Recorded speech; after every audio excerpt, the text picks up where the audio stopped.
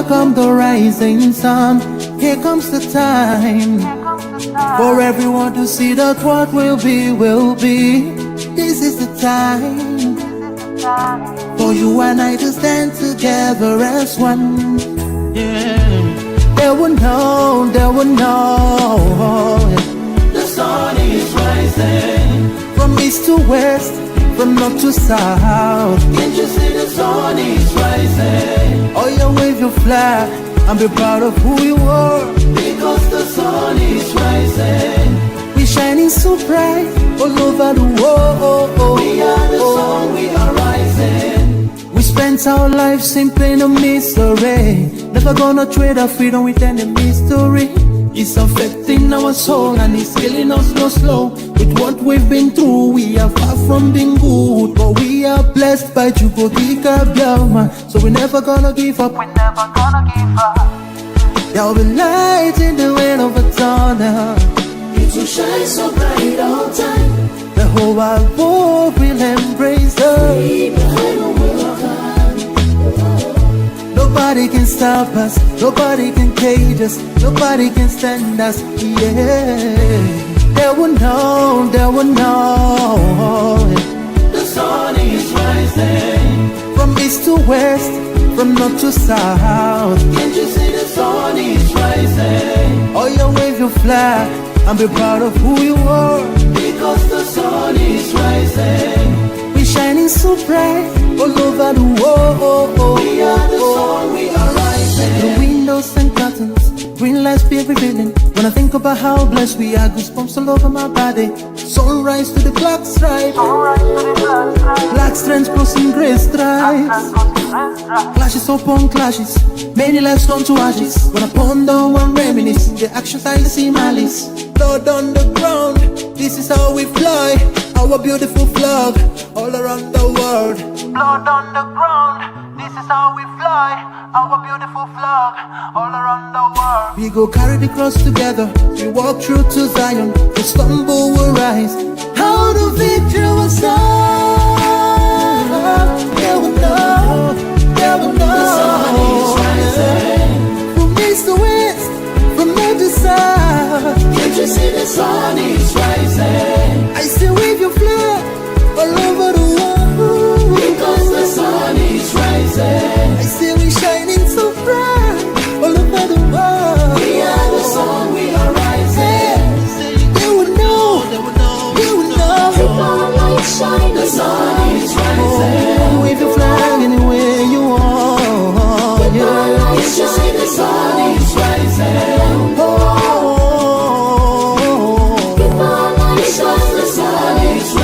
Freedom, freedom, yeah. We are the sun, we are rising. Hello, good evening, everybody. Good evening, Biafrans all over the world. Good evening, friends of Biafra and the lovers of freedom. I want to welcome you this evening to this wonderful program. A program we've all long awaited for in anticipation is here, and I want to say welcome. We are live on BTV Europe. We are live on our satellite channel. Every day I continue to remind you, for those who haven't downloaded their BTV app, to do so in earnest, because you also need to watch us on the satellite when the need arises. So I want to welcome each and every one of us to this wonderful edition of LOLO Uchechi KANU having some time with us. And like I promised, she's have decided to give Biafrans a rare opportunity for a general interaction. And that opportunity, I know a lot of people are going to take advantage of it, where you can make your call, ask your question, and she's going to respond to the ones that she can, and the ones that she cannot, we just keep it by the side. So it's my pleasure once again. As you join us, please share this program, tag your friends, invite your friends, make sure that everybody around you is following this program. This program is all over the place, everywhere, globally. People want to hear from LOLO Uchechi KANU. People are excited, and I know that The expression of love that you have for her, you're also going to show that this evening. So I want to officially welcome Lolo, Nwada Lolo Uchechi KANU to BTV Europe. Nwada Lolo, good evening and welcome to BTV. Good evening, Mazi Patrick, and thank you.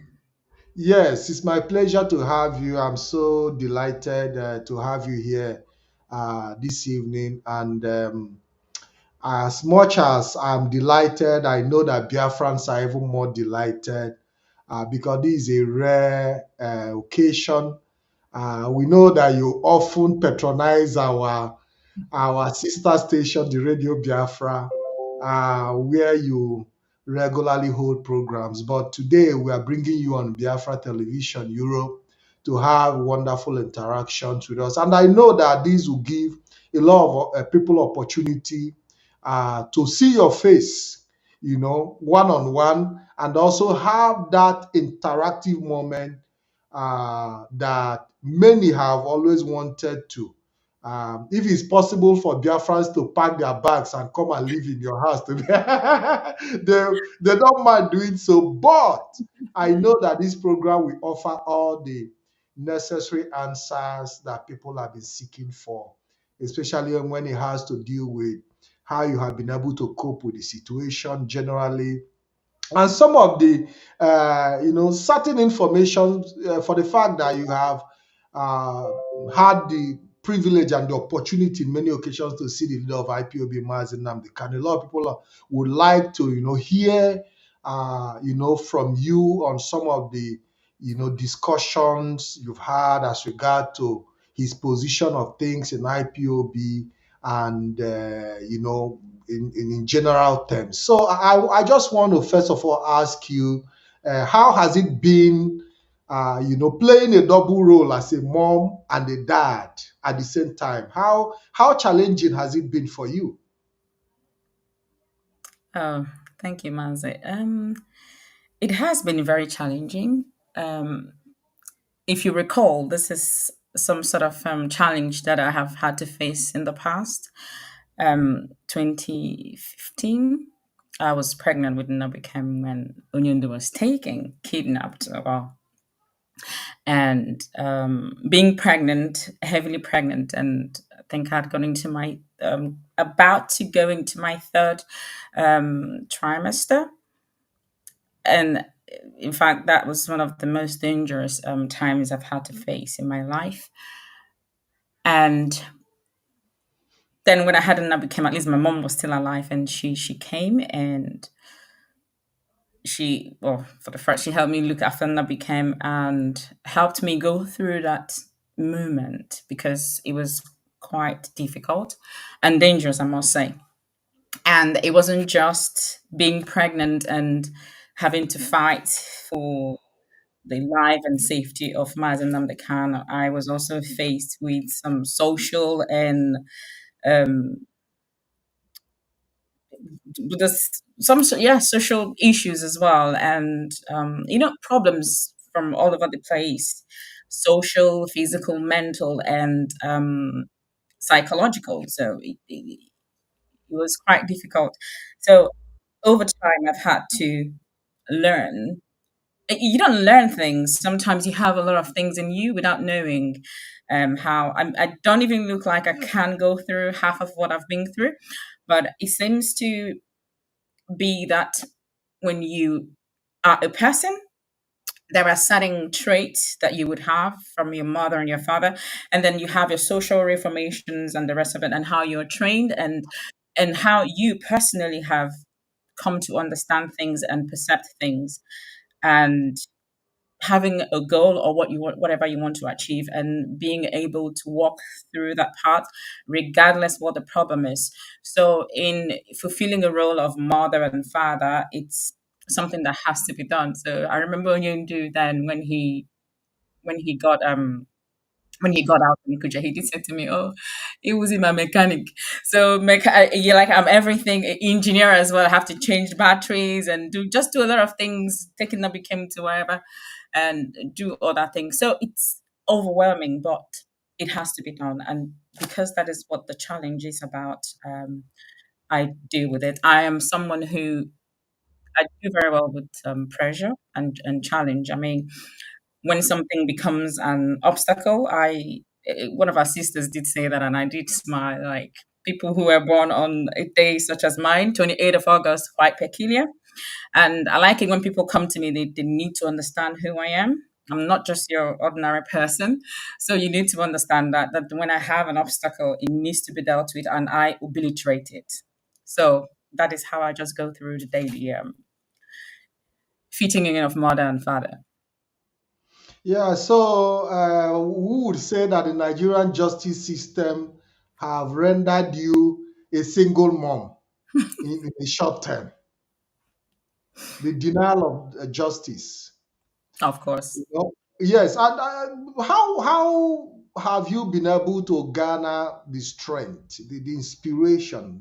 Because you are just saying yes, there are certain things you have within you that comes out eventually when you face challenges. But outside within you, how on your own have you been able to find that strength and the energy to say, I'm going to stand up to this challenge and notwithstanding that I'm going to be there for my son and I'm also going to be there for my husband. Mm, how are you able to garner those strength and the energy to sustain yourself all these while? Yeah. Okay. Thank you. I understand what your question is about. So to garner strength, like I said, you have a challenge, and a challenge means that you have a goal and you need to meet that goal. So outside of myself or whatever traits that I have garnered, sometimes, like I said, it's quite overwhelming. So I do a lot of spiritual exercises. I will because in terms of traits and experience and consciousness, I have it's something I've done in the past, but something I have taken a step further on to practice on, which is consciousness and helping people to kind of map out sometimes when their journey is quite daunting and what they can do about it. So that's life coaching. I've been quite, I mean, I'm experienced in life. I might not be very old, but I have quite a lot to teach. So outside of myself, I garner strength from spiritual activities, a lot of it. Um, for example, I've had to coach some. We're not. You've muted. Can you please unmute? I think you touched somewhere on the. Okay. Okay, Yes. yeah, sorry, I did this. So it touched. Yeah, Yeah. Yeah. sorry Okay. about that. Okay, so in consciousness, I found being able to understand the problem, because these things can be overwhelming and you can easily fall into depression or fall into a lot of issues. So, for example, last Christmas, it was Oyendu's court case. That was on the 15th of September of December rather, and before that time, I had an interview with BBC from organized by the leadership of IPOB, and how after that interview, and I'm not sure it's still aired, it hasn't been published, or even before the interview, I had began to see signs of unsettling patterns in my thoughts and that's depression. I mean, you need to understand what it is. So when I see signs, I do know, and that's where the consciousness comes from. And it was easier for me. So I thought and was waiting for the 15th of December for the court to rule. Their ruling wasn't. I mean, it was surprising, but out of that anticipation and already we know what was going on, and but at least we were hoping that these judges in the Supreme Court at least can stand for what justice is for, and not about what influence they have someone has over them. So after that declaration, or the whatever from the Supreme Court, I found myself not being able to hold any longer. So in that very moment, it was easy for me to, the only way I could sustain my energy and my consciousness was to slide into dry fasting, because that is the only level I could find myself, or I could keep myself, because no one could console me. No one could do anything to make me feel better or to make my situation look lighter. So spiritual exercise is one of the paths that I have kind of grown in order to keep up with this overwhelming feeling sometimes when it comes.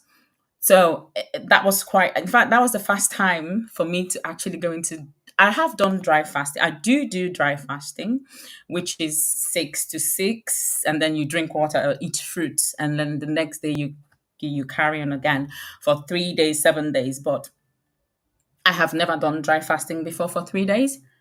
No food, no water, just darkness, just I was battling with that darkness. And for me to deal with that darkness, I have to be in that darkness to fight it. So this is one of the things that I have picked up in my growth in spirituality, using the spiritual path to deal with physical things, and because it's stronger than the physical things. And then another path that I've taken to deal with this, how I garner strength, is to work out. I go to the gym a lot. So, and I found that when, are you okay? Okay, sorry. Um, kids are just Yeah, running yeah. Go around. ahead. Go ahead. We are following. Yeah. Okay. So another path, or another pattern that I deal with these things, and I found that actually that came after I've had and I became. I do like to work out and go to the gym, but never really found meanings. And I'm someone who find meaning in everything that I do. In how you sit, that when someone sits down, I'm reading meaning into how the person sits down. Is everything is detailed for me. I'm constantly working in my brain. So going to the gym is fun. I like it. But it was after I had Nnamdi became when Uyundi was in Kuja prison that the doctor did say to me, okay, because when I was pregnant with Nnamdi became our doctor understood what my situations were, and I needed, because I wanted to go home then with the pregnancy, and he did say to me, you have some certain complications, so you can't. I will not allow you to travel. And if you're not careful, you're going to hurt yourself. You're pregnant, and the rest of it. So when I had Nnamdi became, I think he was just 3 months, and he said to me, you're constantly on overdrive, and I don't want to give you. Are you depressed? I said, no, I'm not depressed. I deal with. He did say to me, people who are depressed sometimes do not agree that they are depressed, but in your whenever you speak with me, you're constantly crying, and that's one of the signs of depression, or like you're sad. I said, I'm just sad and I'm frustrated, so, and I'm exasperated, and this is what I do when I'm upset. I cry. And he said to me, okay, I don't want to give you antidepressants because you're breastfeeding a child, and I can't do that. I don't want him to feed on antidepressant medications, because these things, they have after effects, and you can end up living on antidepressants, and you just get used to it. And what do you like to do? What makes you happy? And I said, working out, going to, having to carry out physical activities and strength training. And so it does, strength training, mental training, and I love these things in particular. So he did say to me, okay, you need to go and start working out again. And I started with Pilates. So when I do these movements, it works with how I detail things consciously, and it was working with my energy flow, and I began to find balance in my worries, in my apart from praying, because you're not going to speak in, we're not going to speak in tongues. You're not going to pray for 24 hours. You will Yeah, pray for some time, and after praying, there are other things you see. of So course. yeah, Because so the prayer ends at some point. at some point, yeah, and in the prayer as well. So music, I like music. I like I said, I like meanings. So, and then sometimes you're going, I don't want this music, I want this, or you don't want music at all. So reading and writing a lot, I do all of that. So it's just finding the things that kind of helps me flow, and in the consciousness as well. So when I go to the gym, I began to, after 3 months, I started with Pilates, and then I started to do strength training. And I'm not very good runner. I don't run a lot. I do more of strength training. So like high intensity interval trainings, I do them a lot. And they set me, when I do it, there's something, I'm not going to say it here, but it's in my book that I'm writing. When I carry out these exercises, I kind of ascend to a certain, apart from the spiritual ascent that you go through when you do fasting, and you begin to see yourself floating above every other issues, every other thing becomes very tiny. That is what happens to me when I work out. When I do very heavy workouts, when I'm coming out with that strength, I feel so much strength, and I feel like I'm above every other thing. So that kind of sets me above. So that's how I constantly go. And sometimes I wail. Sometimes I scream and I weep and I say, God, That's Ibua, also that is also a therapy on its own. thank you. I say, this burden is heavy. Take some part of it away. And I do that, and in 20 minutes, I'm on the next challenge. So this is how I go through these overwhelming times. Sometimes it can all come together at the same time. I could be dealing with, that becomes educational stuff, and there are other issues, and I'll just like scream. I can relate. I can relate absolutely, because when you talk about depression, um, each time Mazi Nnamdi Kanu have issues, it's not just you the case. Everybody is always depressed. The entire IPOB family always feel that impact. In fact, there are people who cannot even eat for days trying to figure out, what happened and things like that. So when you even talk about you being depressed, I personally can imagine how,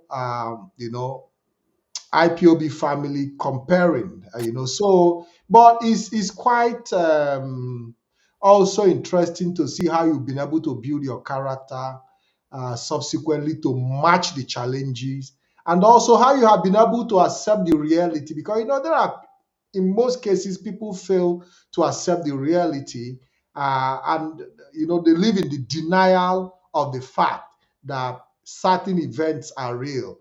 And for you, your ability to accept that reality helps you in dealing with the challenge. And I believe that that is where your area of strength comes in. Ability to, accept the reality and facing those challenges. And that is quite inspirational. You've also given me some sort of a lesson here, because when you talked about dry fasting and things like that, it's like I have to embark on that, because the way your face is glowing and shining, I believe is part of the secret of that ritual, if I may use the word. Now, there is a question I want to ask you.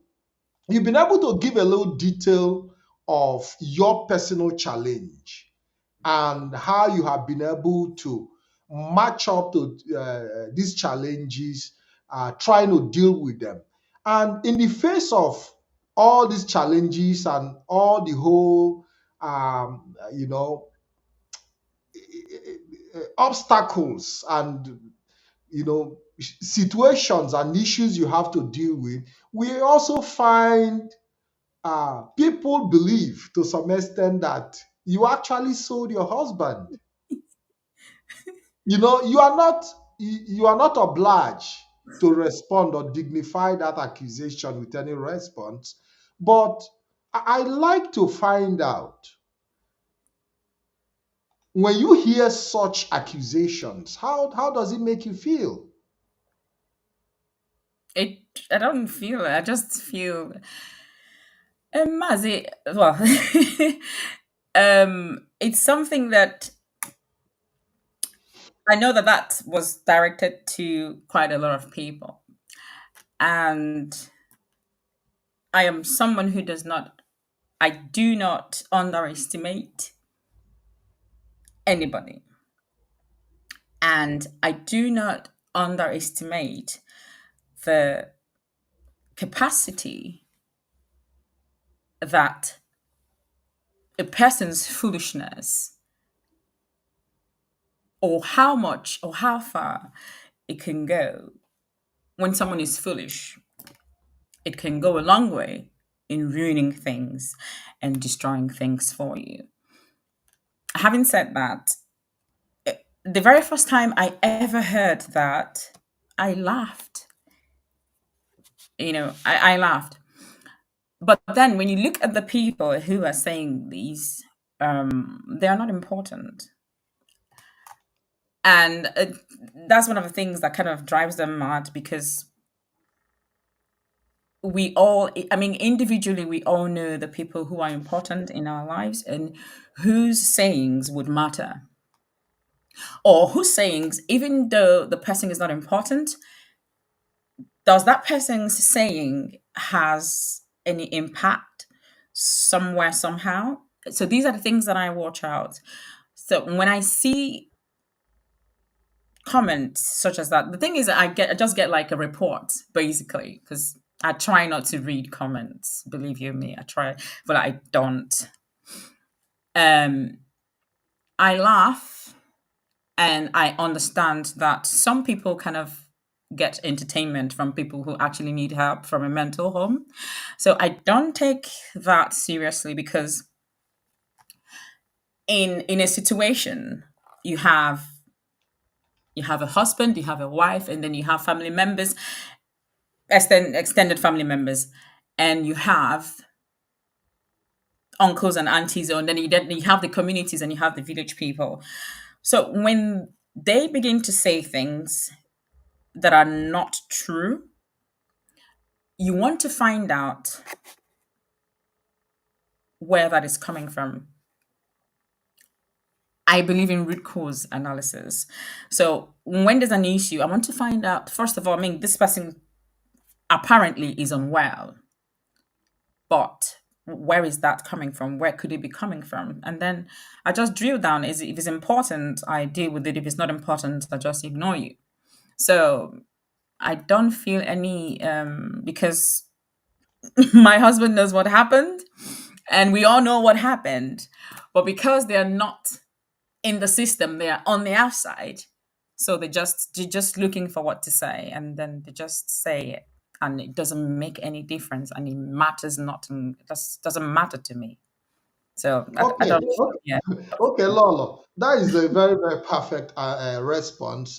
For me, bringing up the question is just, to add up to the time. Because for me, we know that it is completely irrelevant. But most of the time, it's also important to address some of these issues. Like I said earlier, that is a rare occasion for us and for Biafrans around the world. So it's important that we just pick some of these points and and discuss them. Not necessarily because they are important, but just to give it a kind of you know, point a little light on it. Now, there is a question I want to ask you. You've had the possibility of seeing Mazi Nnamdi Kanu in detention, I mean, in few occasions.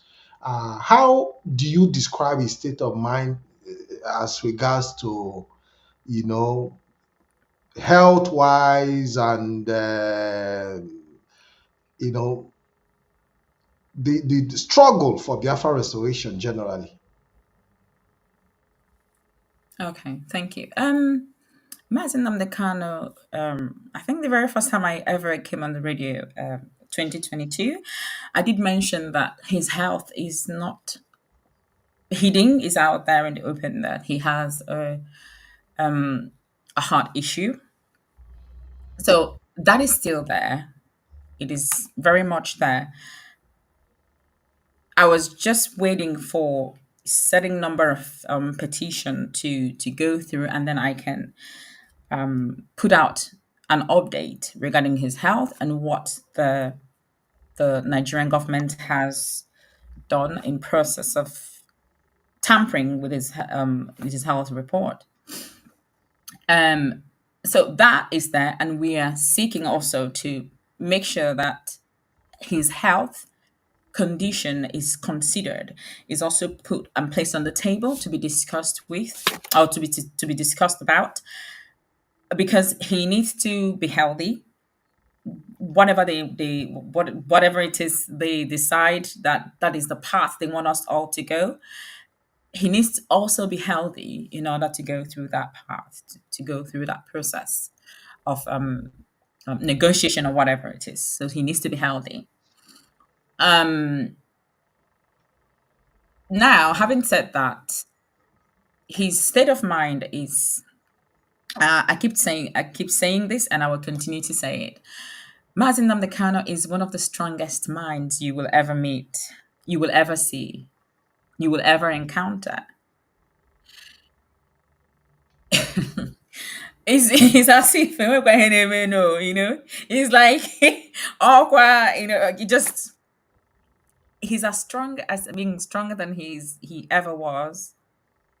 So he's very, very strong, and he would mention a few times, well, he did say to me like "Ndị Igbo," and he would shake his head.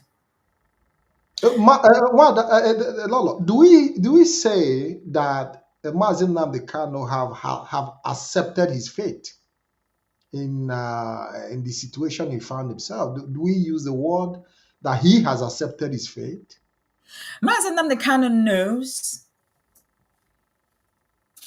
he's I mean, he's not loved because he speaks, or but before he came out, he understood what the quest entails. He also understood the people that he's fighting for, the characteristics that they're made up of. And he also knew what the journey looks like, what it would be like. So he knows that powers and principalities, and you know, before even the beginning of this journey, there are certain points or certain signs that we know, we are aware of, but not until you come into the field where you're playing, then you will begin to understand deeper meanings and deeper signs, and you get deeper understanding of what you're faced with. I will allude to Showere in his I think Honest Bunch. I referenced that some time ago, where he talked about a policy, something hidden document or something somewhere that targets the Igbo people particularly, and other parts of in other parts of Nigeria, they have unconsciously just carried on with that, where they reference Igbo people disparagingly, you know, with so much hate that they don't even understand. You're just saying it because it's becoming norm, you know. As no, Nominala, yes. yeah. So people have carried on to say, "Oh, Igbo, don't let them Igbo." That person, call the person and ask the person to explain what they mean. They don't even know what they mean. So people, it's become generational. They learn these norms and they just say it and just go with it, with So what it they're. has. So we would say that it has become a culture. It's become a culture of Igbos not being liked. And so Shomare said that. And we've said that in the past, but I was so pleased and excited, elated when Shomare said that, because it is the truth. The document is that it exists, is in existence, and it's very much in the archive where Igbos are like, these, you see these people? They're not going anywhere. So it's true. It is, but these will be explained further in some other articles that we will write, because Okay. it is there. We are targeted. Is not. And that is why sometimes I do get very upset with our people, um, about how they treat themselves. But then it goes to being unconscious. They're not conscious of who they are and what they're up against. So it is it is very much there.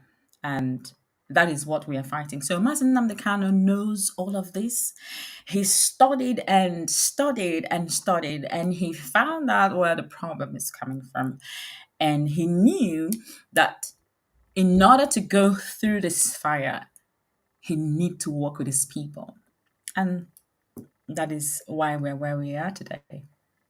Beautiful.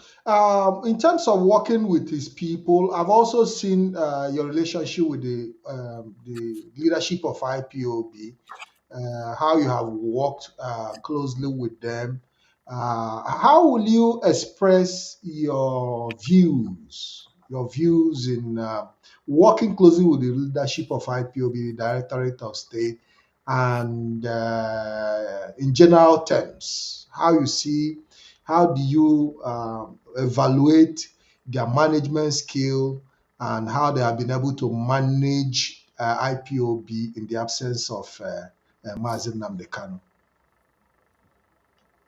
Hmm. Thank you, Mazi Ikem. Um, the leadership, first of all, I don't know how to say, and I wish and I hope that our people would appreciate them for what they have done and who they are. Um, in all honesty, in sincerity, I don't usually, I wouldn't, I don't really go into IPOB leadership or begin to unfoil or unfold things and begin to ask questions and all that. But I know that in leadership, it's hierarchical, and these are the people that Mazi Nnamdi Kanu kept to spearhead the movement in his absence. So my relationship with these men is it's something, well, it's circumstantial because having found ourselves where we are, we have to put our heads together and work as one. Because growing up, I know I understand what it means to work as a team. And I am not an emotional person. Nah. You might wait for me to support my mother or my father in a situation, but I wouldn't, because that is not what it is. It's something else. So I look at things logically. So these are the men who, whilst Mazi Nnamdi Kanu was still out with us, they worked with him and they understood, or they understand, the legacy of IPOB, legacy of Mazi Nnamdi Kanu. Because what is legacy? When you say legacy, it's carrying on. It's not always about money, or when someone says carry my legacy and all that.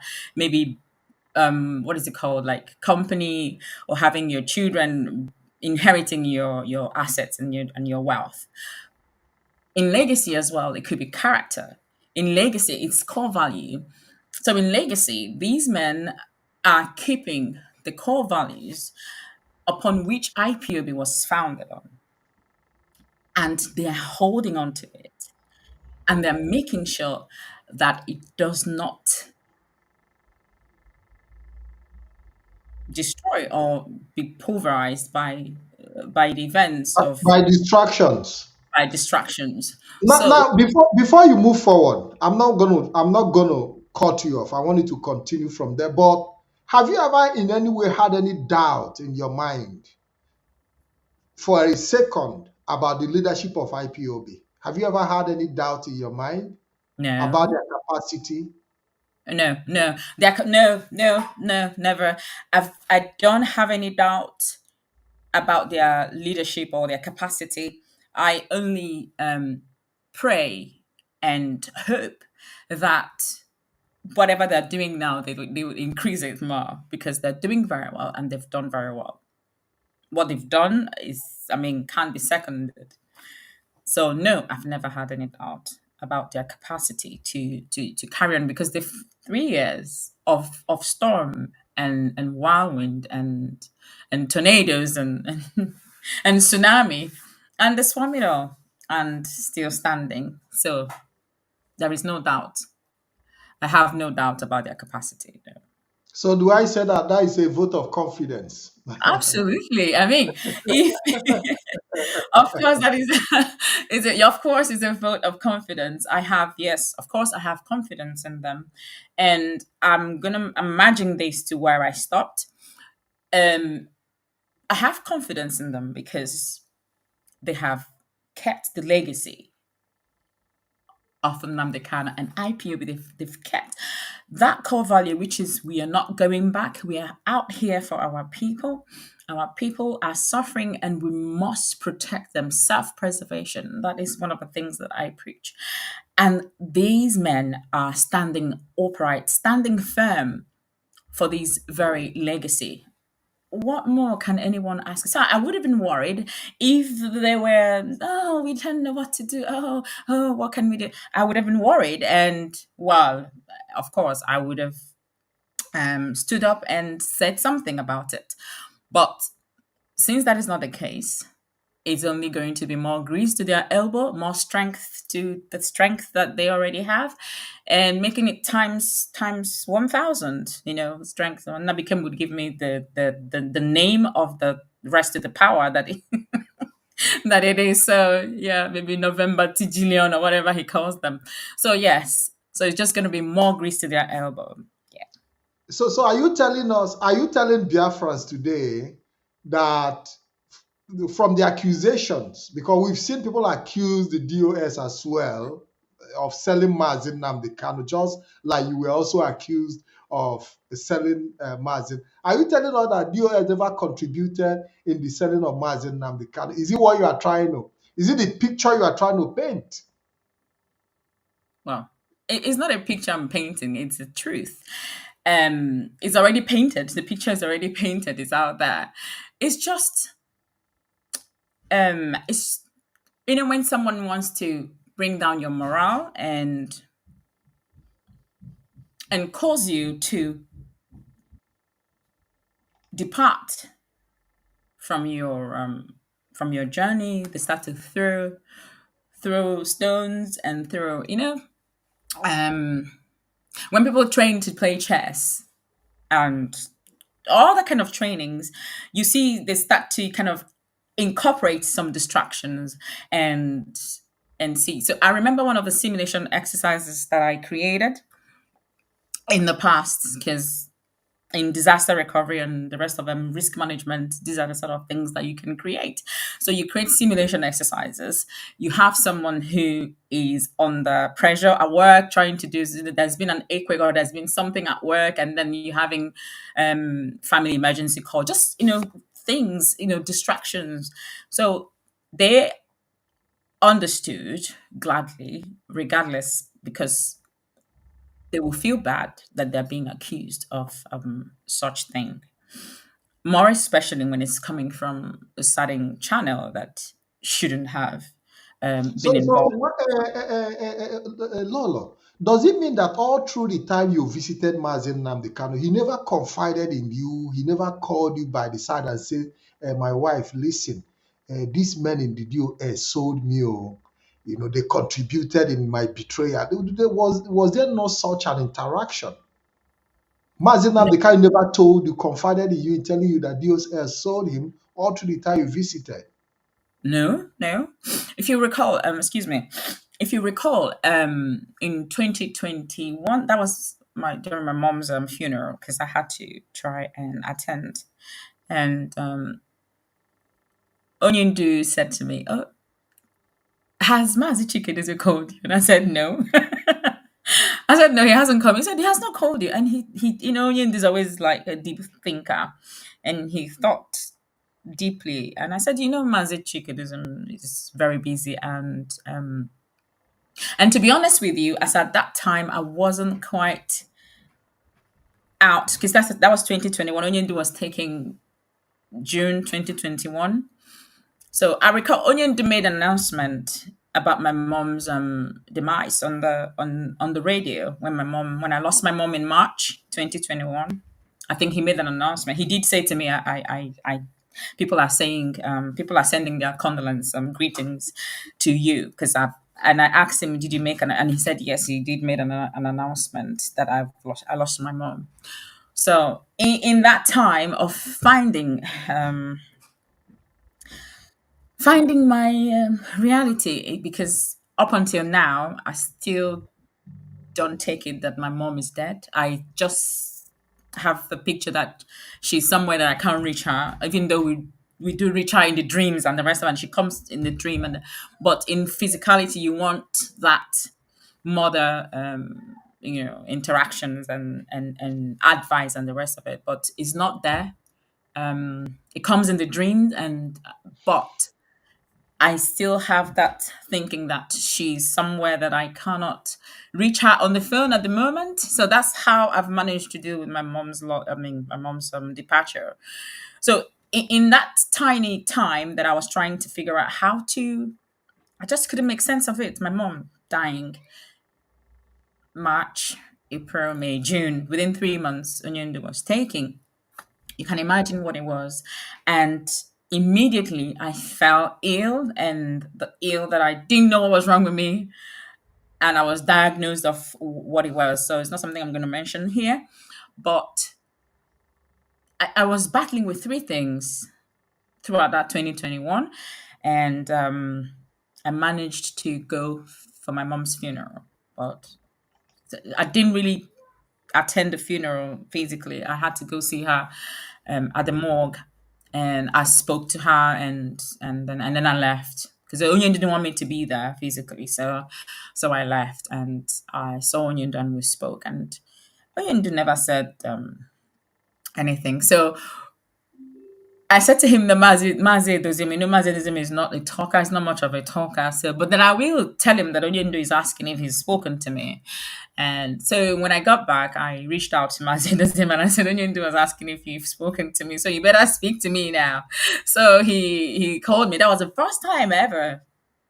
That was the very first time ever we spoke. And that was it.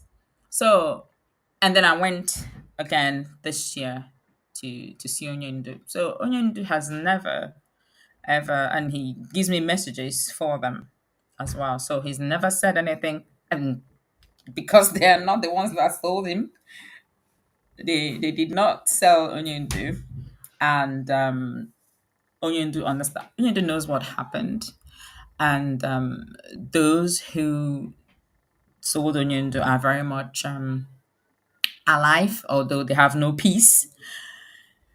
And they will get their comeuppance when the time comes. So what we've been dealing with in that regard are just speculations, if I may use the word speculation.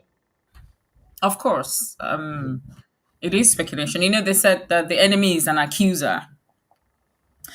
The enemy is an accuser. So the enemy wants to bring down. So these are some of the tactics that the enemy would use. This is one of the psychological warfare traits that the enemy would use to defame and blackmail you. Blackmail.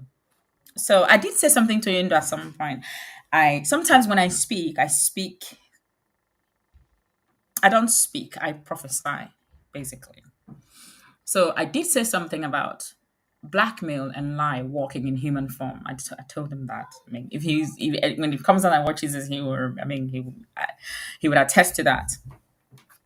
Although I said that in anger, but it was something that led to that. And when all of this came and began to happen, and I began to pick out all the liars and blackmailers who, they've taken the form of, or these traits have taken the form of humans and walking amongst us.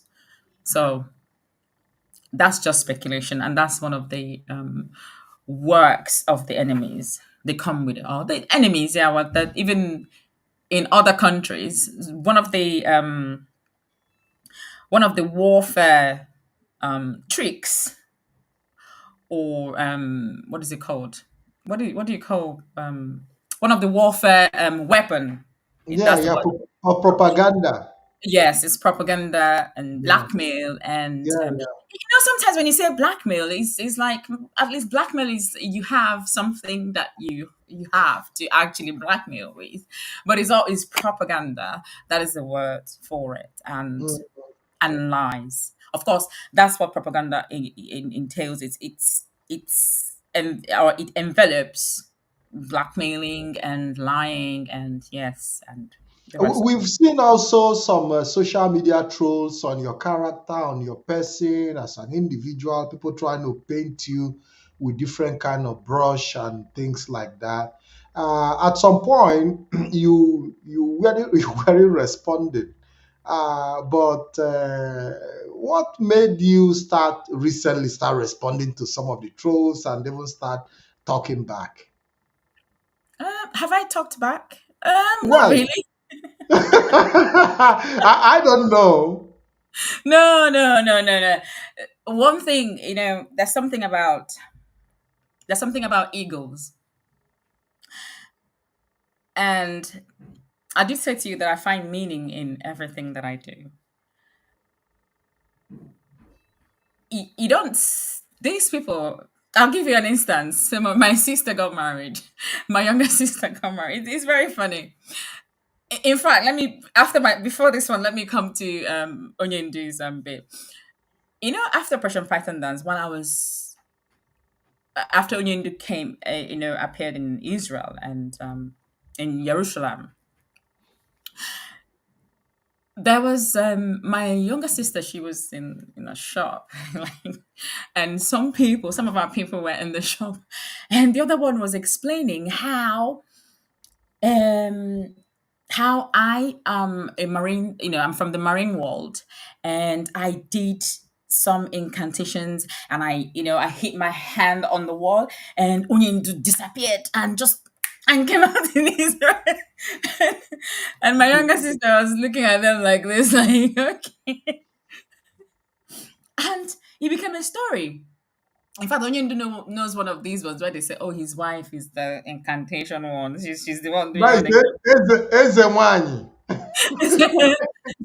Yeah, she's from the water. This is Ngao, egwuregwu Eze pure. Nwanyi. Ushina mmiri, no ya na-agwọrọ Nnamdi, ọ na-agwọrọ Nnamdi kpakpa. No, but absolutely, your prayers have definitely sustained because the prayer of the wife is always sustaining the husband. So when you are referred to as Ezewanyi, those who make those proclamations are speaking from their own understanding of the kind of prayer you've offered. Because without being told, it is very, very clear that you've been supportive of Mazi Nnamdi Kanu. You've been there for him both in prayers and in thought. And you've also been there physically. And that leads me to the recent petition that was signed, which I also participated in.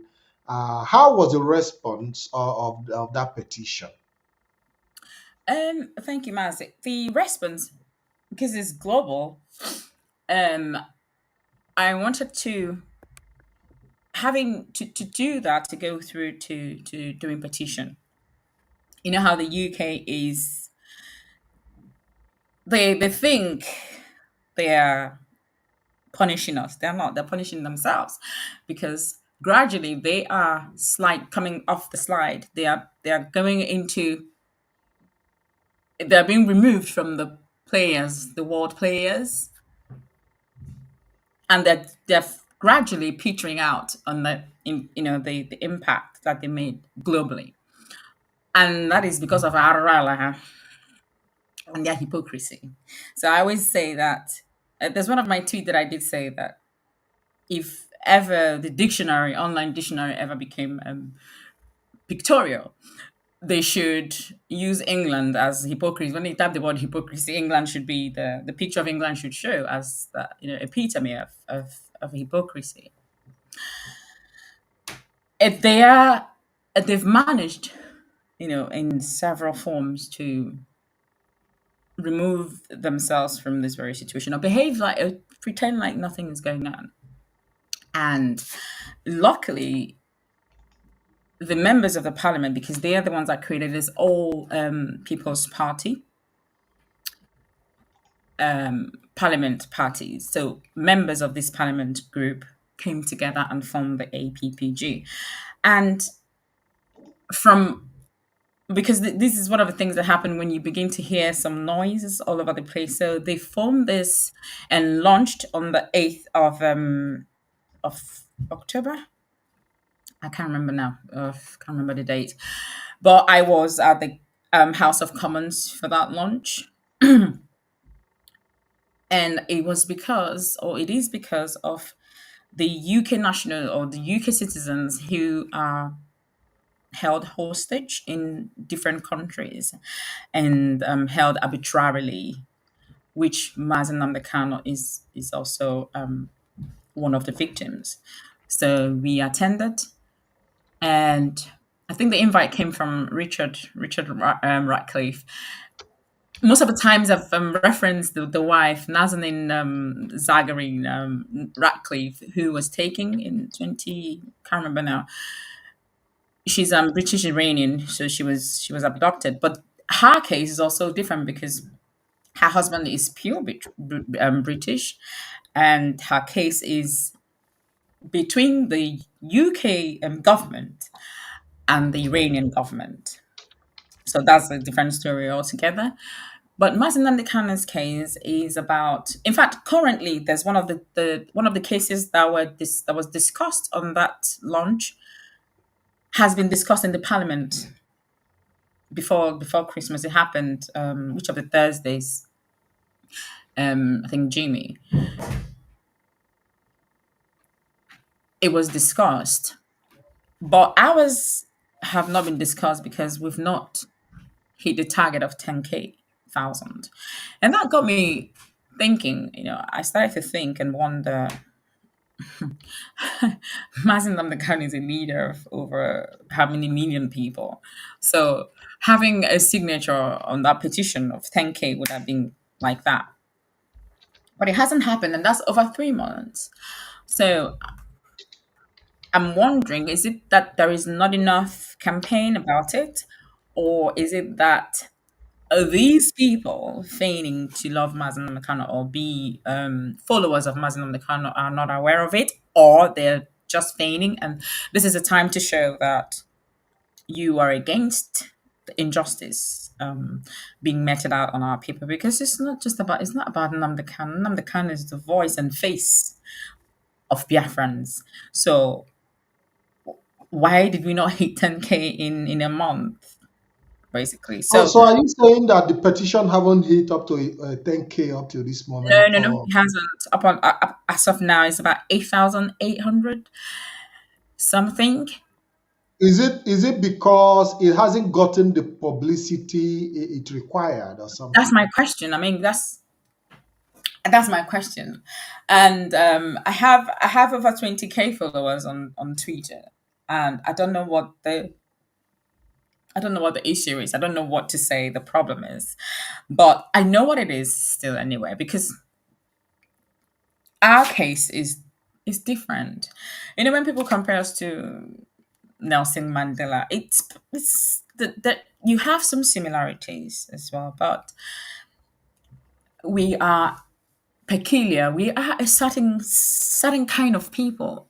We are very special, and it's one of my frustrations that Biafrans do not know how special they are, and they lag around. They lag around and not use who they are to make waves. No, but in my opinion, I believe I believe that this petition have not gotten the publicity that it needs.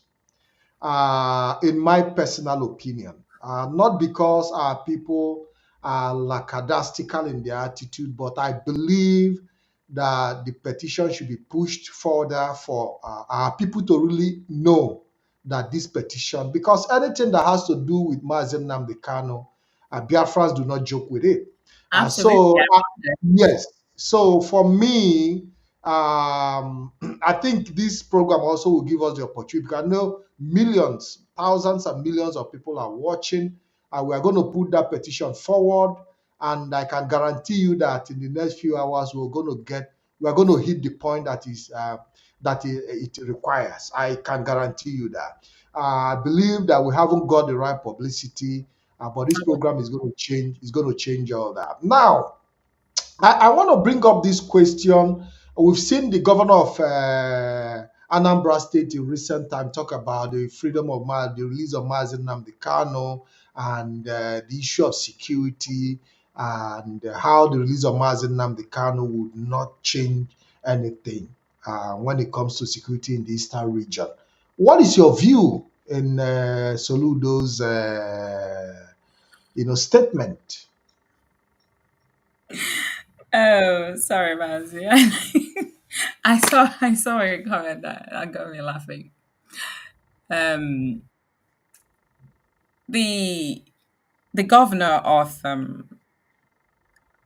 Governor Soludo, in his recent interview that he gave, first of all, we need to understand that the governor is speaking also for himself and for his what I say cohorts, those who he's probably representing and speaking. He's speaking the mind of him himself and his group, or speaking the mind of his group.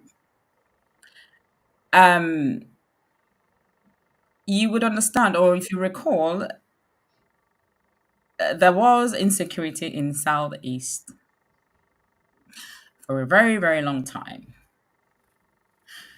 The marauding of the Fulani headsmen who come into our farms and rape our mothers, murder our people, and nobody was doing anything about it. And like I keep saying, Mazi Nnamdi Kanu continued to lament and worry and press for the security of our people and how they can be protected. So even when the Eastern governors, some of them managed to call the 82 Division, the military in Enugu, and there was no response to them until Mazi Nnamdi Kanu and his men established the Eastern Security Network, which is called the ESN. And some of these incidents, you don't see much of it, you don't see many of it any longer. But in the recent time, or since Martin Nnamdi Kanu was taken, the target is to destroy IPOB. The target is to destroy Nnamdi Kanu, and they have worked so hard for that to happen. There's something about insecurity. When there is insecurity in a state, it becomes public. And after 48 hours, if that is still in existence, then you need to hold responsible the security forces of that state and the politicians. So these two people work in hand with these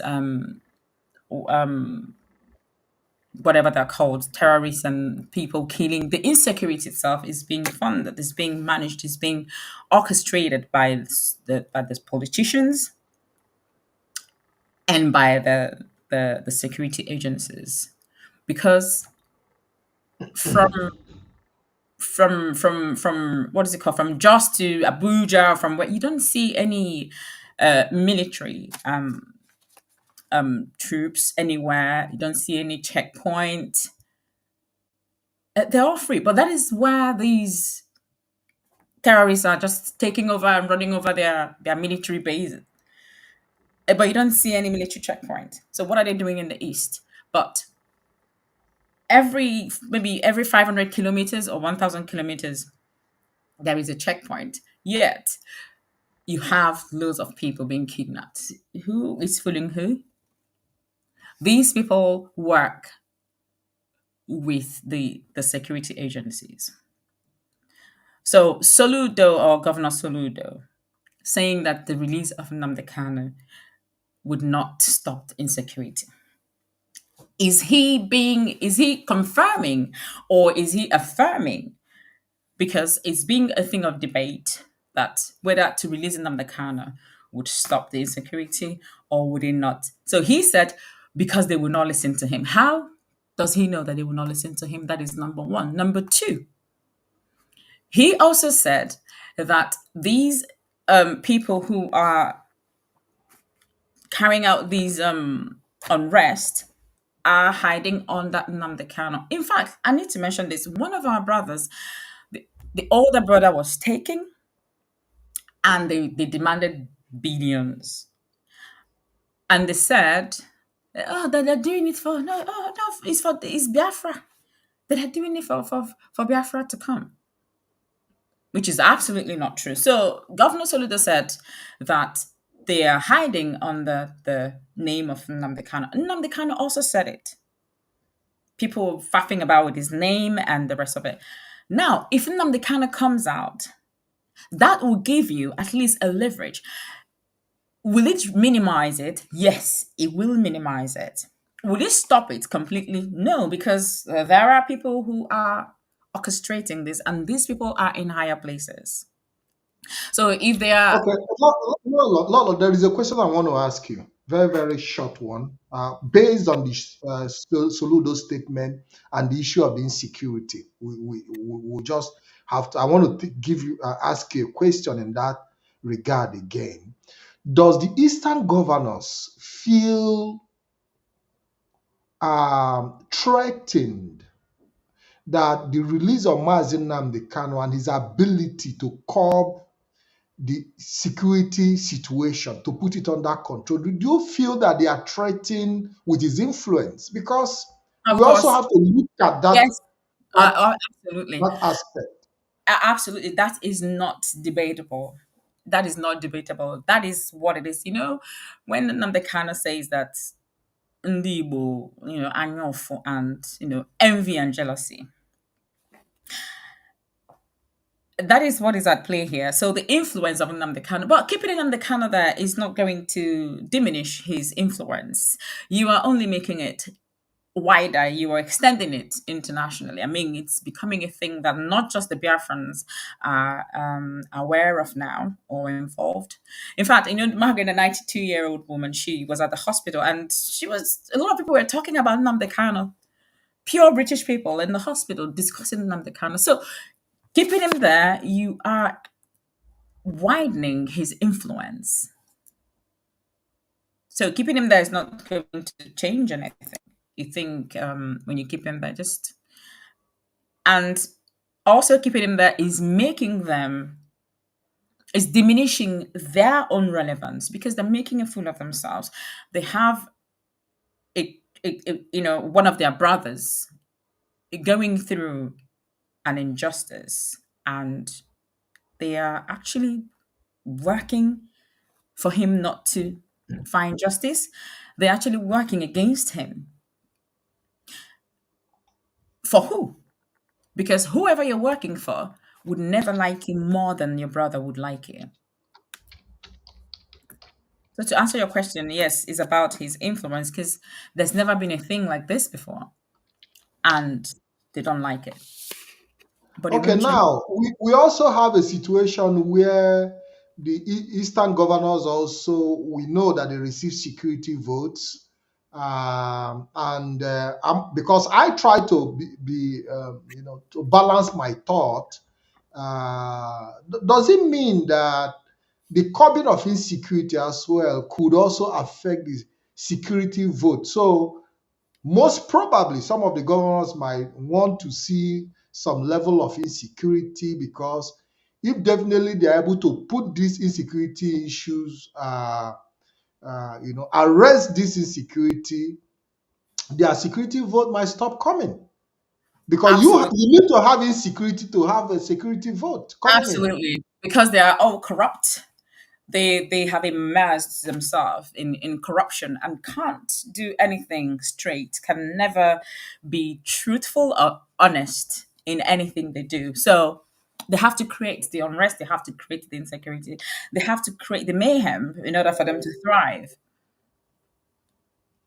So it's not just all about uh, um, it's not all about being interested in curbing security, because definitely if they have the interest of securing the eastern region, considering the influence of Mazi Nnamdi Kanu in the eastern region, they would have worked extremely hard to make sure he's released, to also assist them in doing this job of, of securing the land. Absolutely. You would think that. But because these leaders, they lack vision, and they I mean, as a leader, who what makes you a leader? Why are you a leader? Because you're leading people. And these people, what do you have in store for them? You're out to lead. They need to understand what it takes to be a leader. For you to be a leader, you've become selfless. You have become a servant. You've become you've become an errand boy. You run around for the safety of your people. You run around for what is one of the what is it called? One of the four eyes of leadership keys. They have this individualized consideration that they need to incorporate, and the idealized influence. And what was the other one? The inspirational motivation and intellectual stimulation. These leaders have no clue what it is to lead. So when they look at Mazi Nnamdi Kanu, they're wondering, there's never been a thing like this. How come? They do not understand the principle of legacy. They don't understand the principle of leadership. They do not understand the principle of self preservation, because that is what leadership is about. When you are leading people, you are leading not just you leading for their lives, because when you're a leader, for example, you're leading for 4 years, or you're leading for 5 years, or 8 years, or 10 years. Whatever you carry out determines some certain outcome in some people's lives. So when you're a leader, you become the creator of some of the people's future. You become the marker. You mark.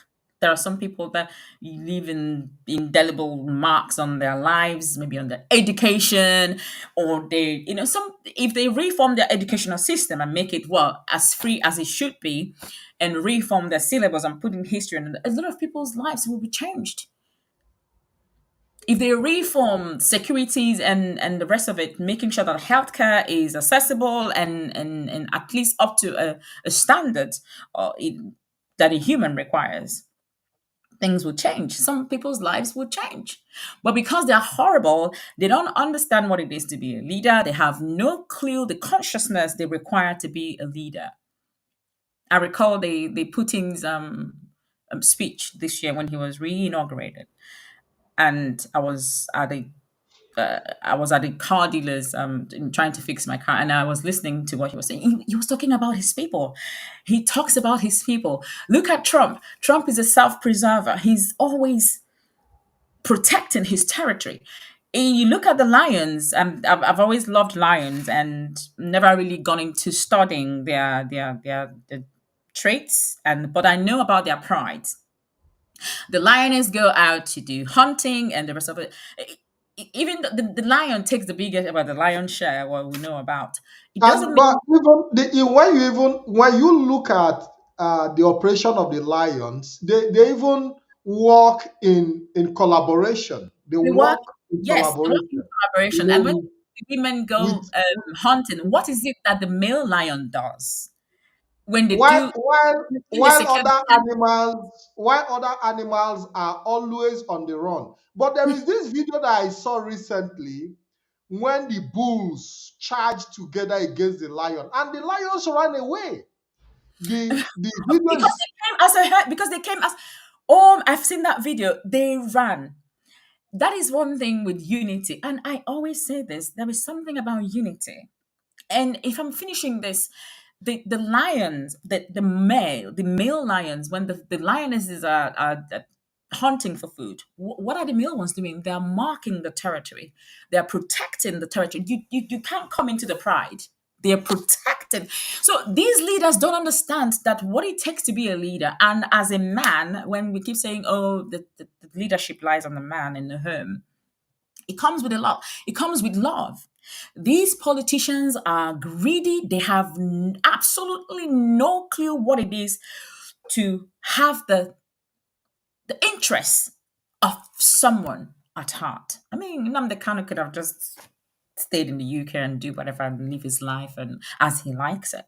But each time he sees the suffering of the people, you see that pain. You see that issue there, when he breathes down and is in pain. You see all of that. And same goes with me. When I see people, and I wish I could just close my eyes and things would change. So these leaders they have no clue it's just about their pocket. I saw a video of one of the politicians. I can't remember. They were breaking down the pillar in his sitting room and they were bringing out bags of money. And that was when I started to think about the mental state of these people. When someone is wicked, when someone is just wicked and good in every other areas of life, you can begin to separate their wickedness. And, if they have principles, you can sometimes, when someone is too principled, it can be, equaled to being wicked. So is being able to separate all of these traits. But these politicians in Igbo land, they are wicked. They're not just wicked, they are greedy. And they're foolish. These three traits they are the most dangerous traits you can find in one entity. When one person is composed of these three traits, you are in trouble. So they need to go for leadership. It does my head in because there is no continuous improvement. There is no continued learning. They just manage. I think that the reality is that when you are not voted into office by the people, there is no way you can have the interest of the people at heart. So that is the truth of the matter. Even when they're voted in, these people, they are not. They are none of them. When you look at the electoral system in Nigeria, none of them goes into office. The few that were actually voted by the people, we've seen the good work they are doing. So that already tells you the story. That tells you what makes it different when you actually come into office as a governor, as an office holder, voted, because the people knows who love them. The people know. But unfortunately, what we see is a situation where people find their way into office through manipulations, through court judgment and things like that. You do not expect them to lead or govern the people. Well, we are going to take a break, and when we come back, we'll start taking calls. We'll be taking break. When we're back,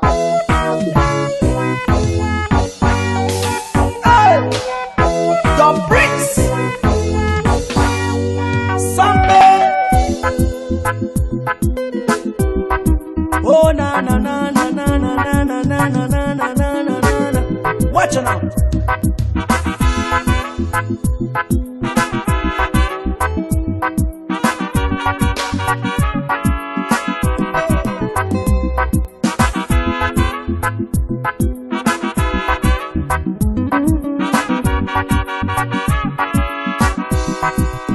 Watch me far away, see me far away, Shabada. Tell me what you saw, I will show you what I have, because I have myself. Them things say na defense. Make you watch my back. Now wait till you they see, yeah. Unless you have the sense, you go learn to pretend. Do not run away. Kind of sober than you. That is why I say. That is why I say. That is why I talk. That is why I say. That is why I say. That is why I am.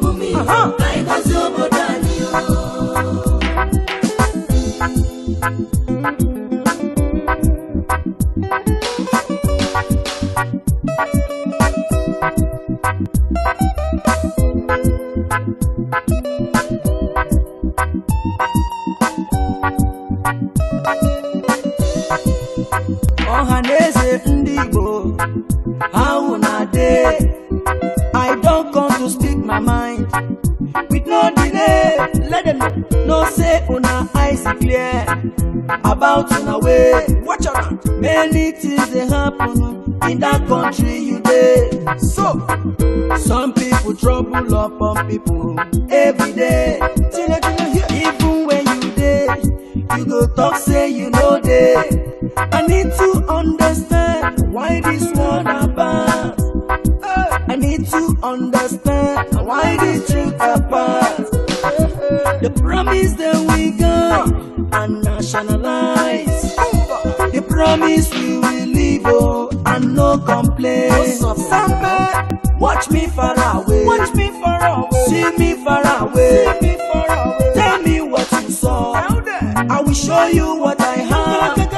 Because I have myself. Oh, then think say na defense. Oh, make you watch my back. Now wait till you they see, yeah. Unless you have the sense, so you go learn to pretend. Oh, do not run away. Kind of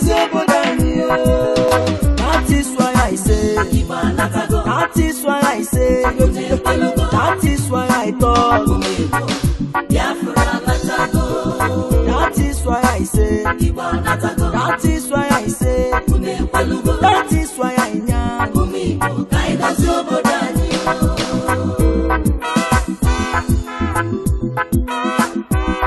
Samada, cha cha cha, kick channel, Bumba.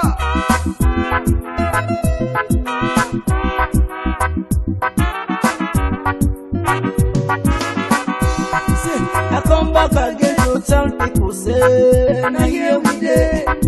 We don't come to stay. I say no retreat, no surrender. We're living big, but no arrange. Look at the soldiers killing innocent Biafrans every day. Look at Islam is killing innocent Christians every day. It depends me, yo. It depends me, yo. It depends me, yo. Chukwoki kobiama, bateranya se maka. I know Ginaka. That is why I say. That is why I talk. That is why I know. That is why I say. That is why I talk. That is why I know.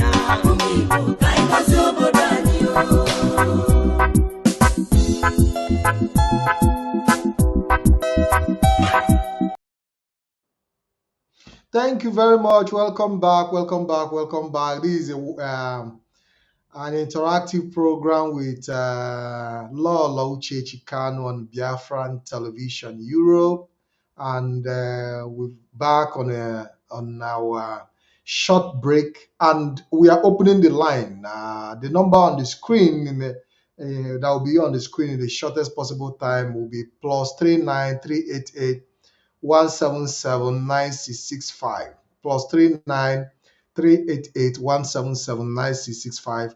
Come forward with your question, come forward with your comment, and also come forward with whatever you have to say. Lolo is here to respond to some of your questions and also some of your compliments. I don't want to hear any negativity on this program, because I know that a lot of people would want to try to make negative comments or call into ask questions that are not relevant. We want to, respond to relevant questions, because we've seen in recent time how the mind of our people, have been manipulated in a way.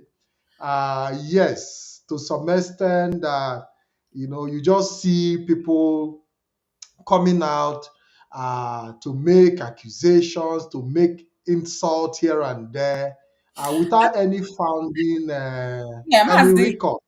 Yeah, Yes. it's not just manipulation. I mean, you know, in a group of people, you have people who are intelligent, you have people who are not intelligent, and in the middle, you have people who are halfway. there, and those are quite the dangerous ones as well. And then the most dangerous ones are the ones who are not. When I say intelligent, it doesn't mean you have to be schooled or go to school or acquire the Western. Ability to reason. The ability to reason and analyze things is what separates us from being a human and being even animals. They do their stuff in their kingdom. They know in their hierarchy of things.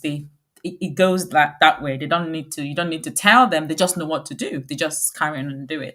So that's why sometimes I don't agree with the Onyendu about Nigeria being a zoo, because it is not. The zoos are ostensibly just kind of separated each animal in its kingdom, and so some of these I think people, the zoo is even a better place, if you of ask course, me. because yeah, when you visit a zoo, you can see all the animals in their cage and doing their stuff, coming out. And even when you look at the animals, you see how the leadership within the hierarchies offer leadership to, to the lower animals, how they Mhm. manage, Yeah, and that's what I'm this saying.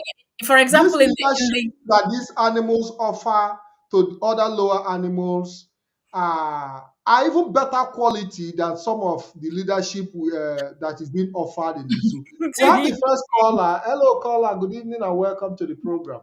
Introduce yourself, All please, right. and tell us where you're calling. Thank you. Thank you, Mazi Ikem Patrick. Can you hear me sound and clear? Yes, absolutely. Go ahead. Thank you, Mazi Ikem Patrick. I salute you, LOLO Uchechi the wife of the leader of indigenous people of Biafra. I am Mazi Ikem the general.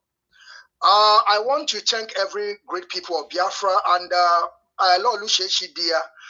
I really want to thank you on this vote of confidence that you have shown to our people, because there is a lot of things going on and a lot of allegation lay on this leadership of this movement led by Mazi Ikem, the man in charge on absence of Mazi Nnamdi Kanu. But I want to ask this question because we have to understand what is going on.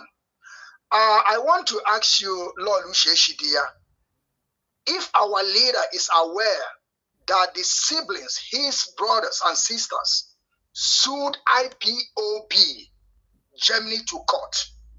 And the second one is this: since Aloy Ejimako have taken over the lead counsel, of course, he denied to being a lead counsel, but we have to call him the lead counsel of Mazi Nnamdi Kanu case as it stands today. Since Aloy Ejimako have been taken over, we haven't heard any update on Mazi Nnamdi Kanu case. And we should also understand that our people are blind today because there is no information. We don't even know what is going on again about Mazi Nnamdi Kanu case. There is no court update. There is no update on Aloy Ejimako Twitter or any platform that is using. And I want you to tell us what is going on Mazi Nnamdi Kanu court case, because I know that maybe leadership, person like Mazi Ikem, he may have an idea, but they have to say things based on the lead counsel. They can't just come out and begin to give our people update, and tomorrow they are going to change it. As it stands today, we don't know what is going on Mazi Nnamdi Kanu court case. Please, I want you to, give us update on that, and what are we going to expect? Thank you very much, Uchechi dear. Lolo, if there are certain questions you wouldn't want to answer, you are not obliged to take, because I know that there are certain questions that might not be necessary for you to answer in this program. at the moment, Yes, at the moment. So you can pick the ones you So, feel convenient, the one you feel important, and respond to them. And the one you feel not important, that at the moment you cannot give out information, you are absolutely not obliged to respond. of course, thank you very much, Mazi. To Mazi, the voice is very familiar, but I keep missing out the name. I remember that I know the voice. I can recognize that voice anywhere. He's asked me a question, and I was on Radio Biafra, yes. So I'm trying to remember the name. I think it's Is Okenna. Mazi one Okenna. Biafran child. Mazi Okenna, yes. Yeah, If yeah, yeah, yeah. The Biafran child, yes. so, Mazi Okenna, thank you very much, and compliments of the season to you and your family and other Biafrans who are listening. Um, I did say something on one of my interviews. I did say that it is imperative that we wait for Onyendu. Now, why I'm going to say this is because even before all the public noise and disagreement, because I don't see any reason why a house, people have issues, even siblings do fight and I mean, get into a very deep, heated argument and disagreement, and they usually will settle it. So, having said that, I did say that I would like it. I would, had I been listened to, Mazi, had I been listened to, had everyone listened to me initially when I started explaining and pleading and throwing the importance of unity and what the consequences of not adhering to that suggestion, because an advice rather, it was not an authoritative command or anything. Perhaps had I held any position, maybe I would have used my office to command. But I pleaded and I explained the importance of unity. That once Mazi Nnamdi Kanu is taken, this is what the enemy's plan for us is. You need to understand your enemy. I mean, one of the reasons I don't listen to when Mazi Ikem asked me a question about those who throw me and say nonsense, they are not intelligent enough. So I where the frequency that I operate from, I'm not speaking big or anything, but that is unfortunately that's what it is. I can't come down to their level to begin to reason like them. So I reason here, and it's up to you to come there. And But Lolo, and also considering the responsibility before you, you have to make your choices based on priorities. Because absolutely, most of the time, I'm busy. I'm on calls. I'm on meetings. I have to meet up, and you know, whenever it's time so, to, so the lawyers. you The, have to choose if you have to take up the challenges of the trolls, or you have to take up the challenges that actually deals directly with the detention with of my your husband. This is the situation, paramount absolutely. challenge, and So yes, every other day, I'm seeking feedback from Onyemdu, because yes. anytime lawyers want to go to him, so I need to send a message. I want a feedback from him, and before I sent out the, what is it called, the Merry Christmas message that is coming from the household of Nnamdi Kanu, I had to send the message. I had to ask him first. I'm not someone who just threw caution to the wind. I'm a very optimistic person. But if you don't understand me, you would think I'm a pessimist. I'm not. I'm a cautious optimist. I believe in good things happening, but I also believe in having plans in place should my plans go awry. So, So Lolo, we have another call. let me Sorry, finish. Let me sorry, finish with sorry. Mazi. Okay, now please. Okay, yes, go So ahead, go I ahead. did. I sang this as a song. I pleaded. I sent this out as a plea, and I sent it also as a warning of the importance of unity for these very distortions in squabbles. We didn't need it. We don't need it. We don't need it.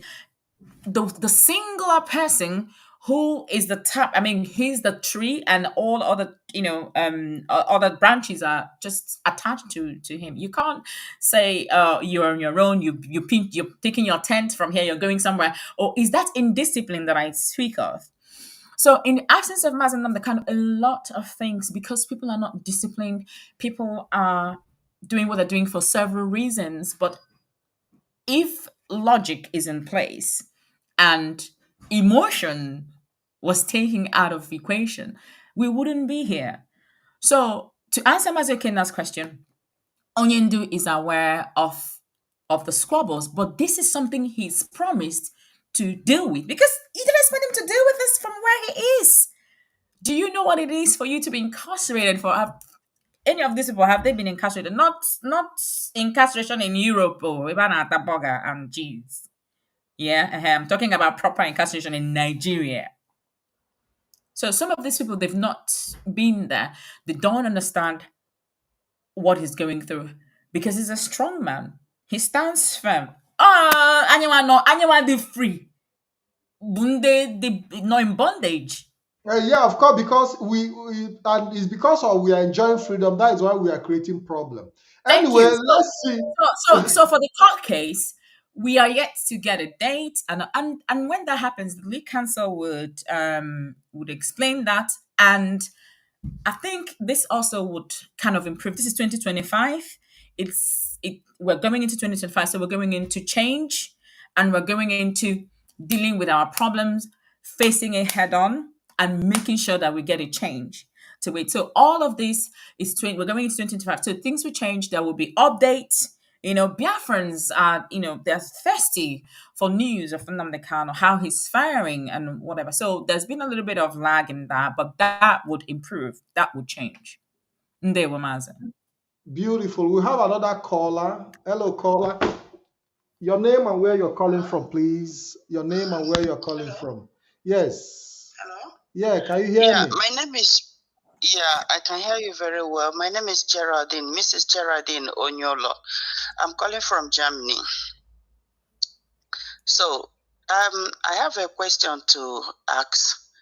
Lolo, can you hear me very well? Go ahead. She's hearing Yes, I you. can hear you. Okay, yeah.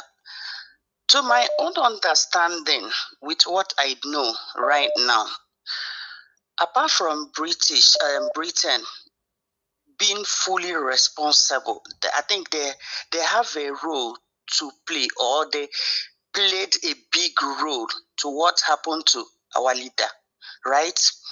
Now, the Eastern governors are also part of this problem Mazi is facing today.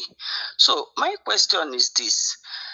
I don't understand what is happening, no update from the courts, just like the first caller, mentioned. So as a common or an average Biafran, what do you think we do? Because the year is almost gone. This 2025, what do we do? What do we do? How do we help? How do we come in? Biafrans all over the world. The petition you mentioned earlier, honestly, I don't think it could also be that petition was manipulated, because I'm hearing it for the first time. I've been trying my possible best to sign in. I could not. So what do we do? Don't you think there's a kind of foul play or what? Thank you very much. Thank you, my sister Geraldine. Thank you very much. God bless you. Thank you very much. Thank you, caller. So I think there are three. I've picked up three things I need to address. So first of all, there is a foul play, of course. If I allude a little bit to the fact that, the change.org did say they would air the petition, they will not push it on their platforms. And I remember just checking, and they didn't do that because we earned people go to sign the petition, and it would ask them to support change.org, and some people will pay. I think Mazi Patrick, maybe you paid something as well, and even Mazi Dozien paid something, to help them. So a lot of people actually pay because of the love they have for Mazi and Nnamdi Kanu. And I don't know what to say about that manipulation, but from also the publication part of it, and wider publication, or wider information hasn't actually been decimated for people to pick it up. But I believe that after this very interview, that there will be an improvement for this very situation to be discussed at the parliament. So going to the second point that you made, of course, British government was very much aware. If you recall, once Mazi Nnamdi Kanu appeared in court, you recall that Boris Johnson brought this kidnapper. What is his name? The kingpin kidnapper. You know, Buhari is known to be he's a kidnapper. That is his job. He likes to kidnap people. So he was called. He came to the UK, and the then Kenyan what was his name also came, and they held a meeting. And Boris had sent out calls. And in some of the reports that we got, they refused to give us exactly the conversation, the detailed conversation that these three leaders held. So the British government, they are very much involved. And that is why I keep saying, which would bring me to your third point, what we can do.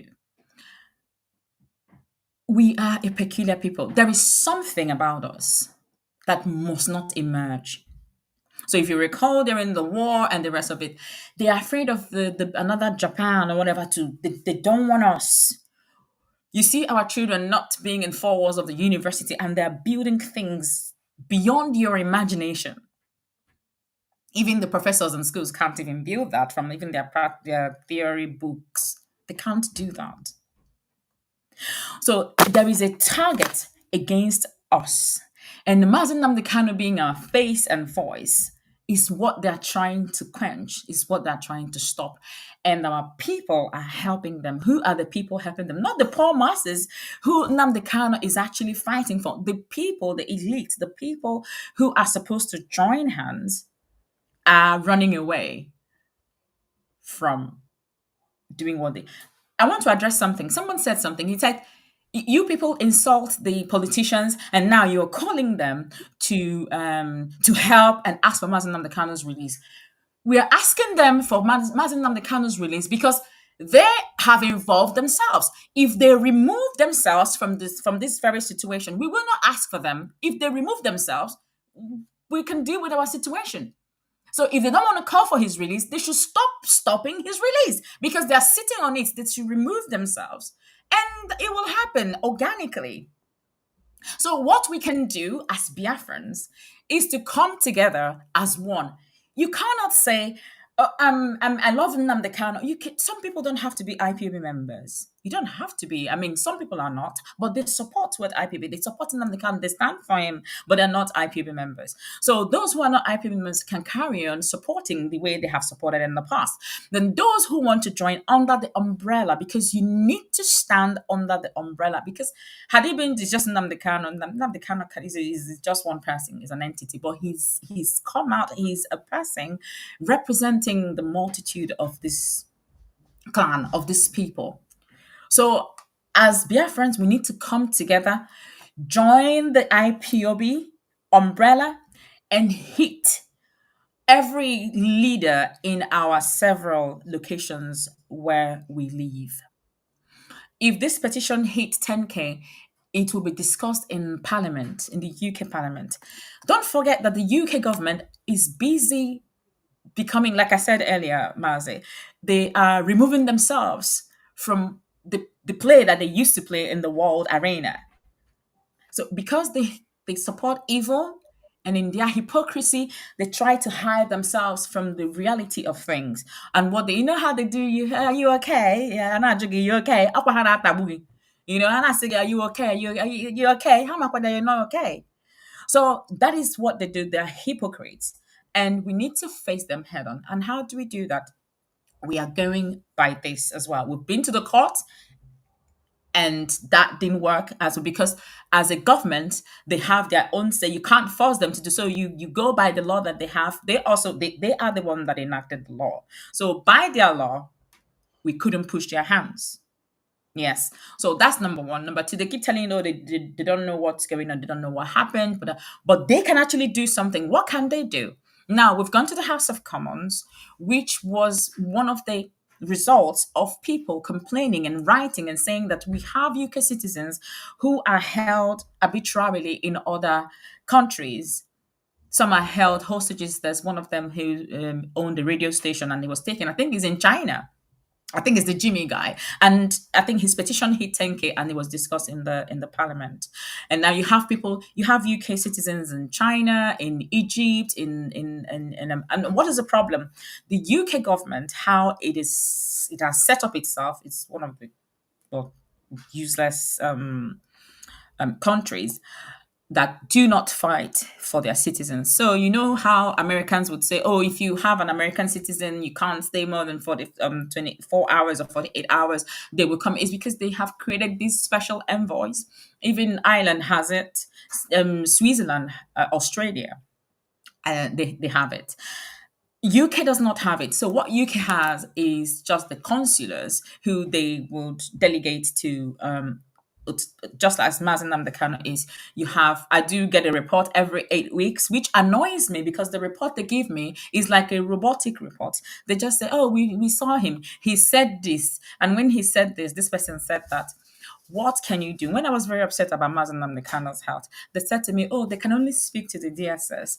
They can't really do anything. They can't bring in any." I said, "Okay." And we have questions that we've asked them, and this is one of the questions that will be thrown at the UK Parliament. In fact, God willing, and if God is helpful, I need to be present there, and this question will be asked. There is a constitution where Nigeria can't trial Nnamdi Kanu because they say whatever he committed. So having a radio station was done in UK. So if you recall, the last time Oyendo was in court, the Nigerian government took out the location. How can you then trial someone, accuse someone of committing a crime? Where was the crime committed? You've taken out the location. So you can see via court, there is no, they have nothing against Mazi Ikem Kanu. There is no case here. But being a government, we know what a government means. We know how they play, and we know how they dance, and we know how they react and how they push.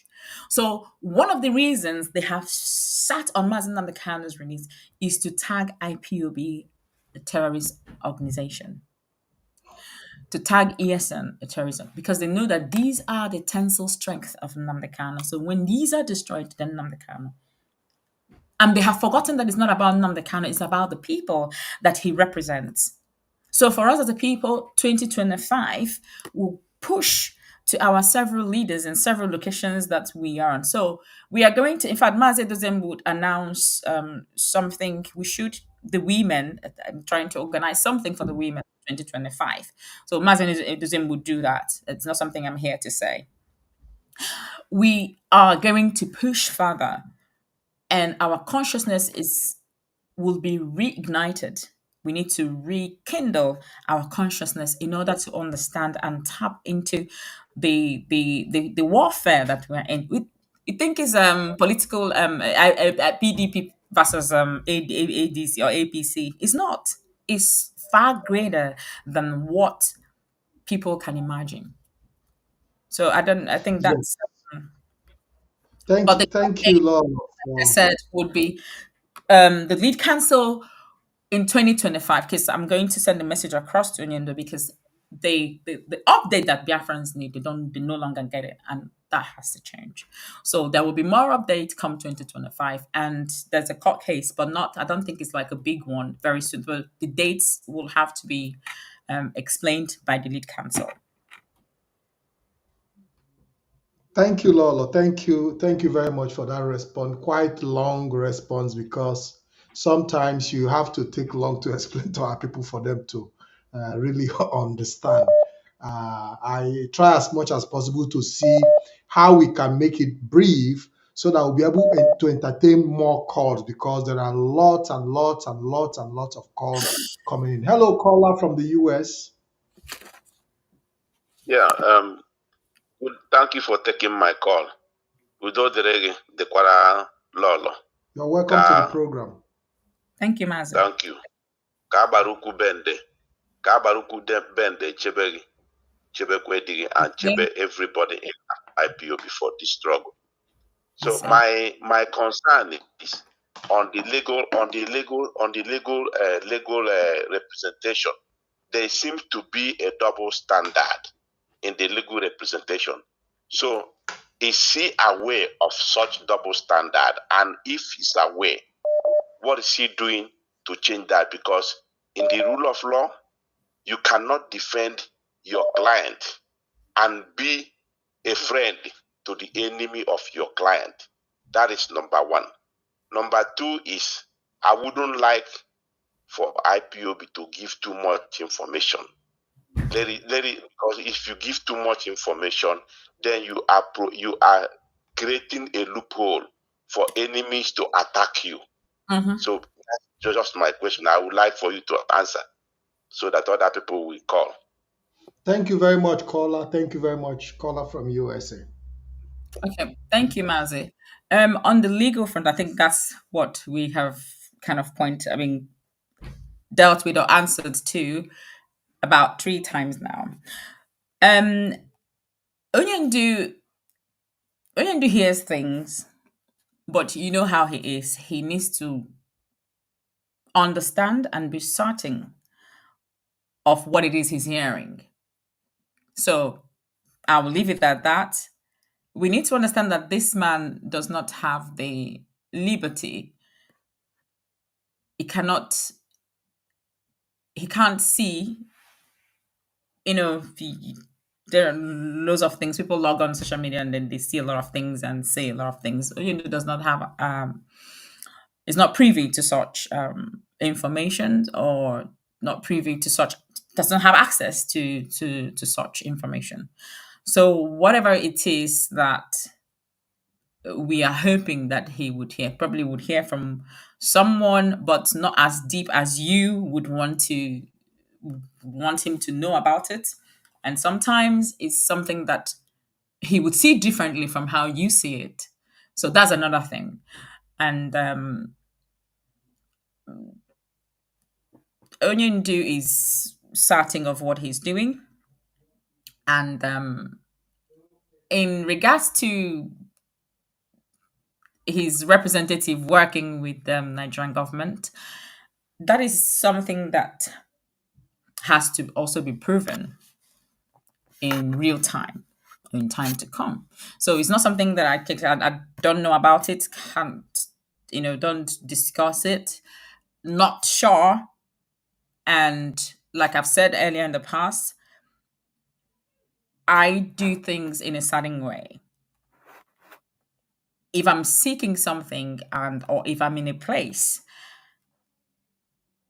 and how I want, I'm not an authoritarian, but if how I want something to be, always from a good place anyway. If it's not that way, I remove myself from there, or I remove that person, because one must happen out of 2 things. So to answer your question, Onyendu hears things, but he needs to be certain that it's not just things that he's hearing. We need to do things with evidence and certainty, and not by emotions or by hearsay. So I'll leave it at that. Thank you very much, Lola. We have a caller from the USA again. Caller from US. Yeah, hi. Thank you so much, Mazi Ikem, and Lolo. Thank you so much. You're such an inspiration, and I keep saying that. And I thank God for your strength. I thank God for the ability and the enablement that He has given you. It's not an easy place to be, actually, but when I look at you, I look at your tenacity. I just draw strength from you. And we will keep praying for you, for God to keep you and the children. So now, coming to the issue of the petition, I personally believe that something is wrong somewhere. I don't think that our people genuinely didn't want to sign that petition, because I know a lot of the people actually love Mazi Nnamdi Kanu so much. So there's something that they are not telling us about that petition. Are they holding it back? Are they actually intentionally not letting our people sign onto that petition, something is not right. That's one. The second thing is, why is Britain not doing more? But when it comes to their citizen, they try to present themselves as the gurus when it comes to human rights. But this issue actually shown that that's not the truth. Because I think what the Brits are doing actually shows them as hypocrites.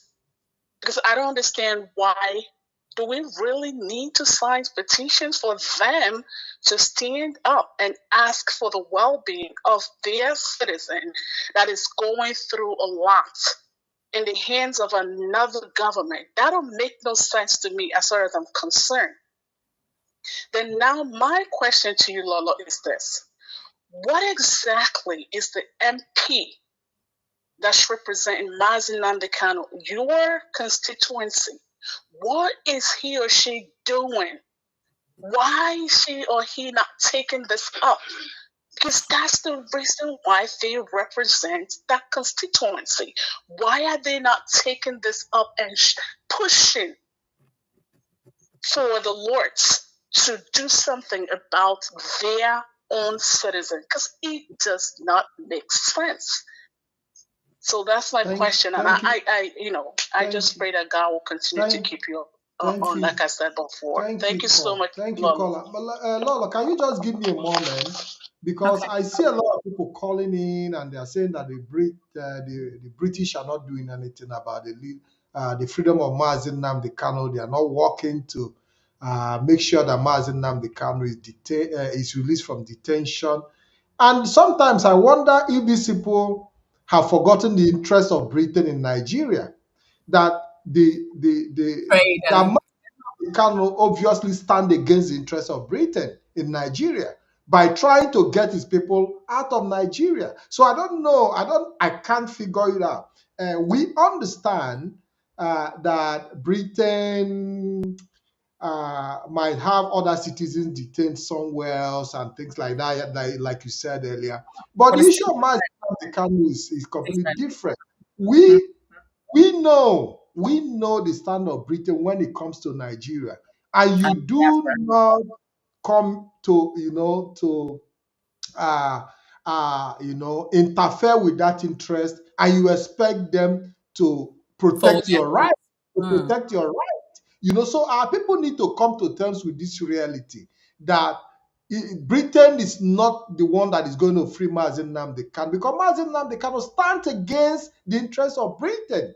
The Britain we are talking about is benefiting from the resources of the Biafran people, and they can only do that when Nigeria is in this form of unity that they are enjoying today, in their own understanding. Because if eventually Biafra gets free, Biafra can also give Britain those things they are getting, though not in the same condition, though I can guarantee that. Of course. But it doesn't still stop, not just Britain, but we'll be there for the world.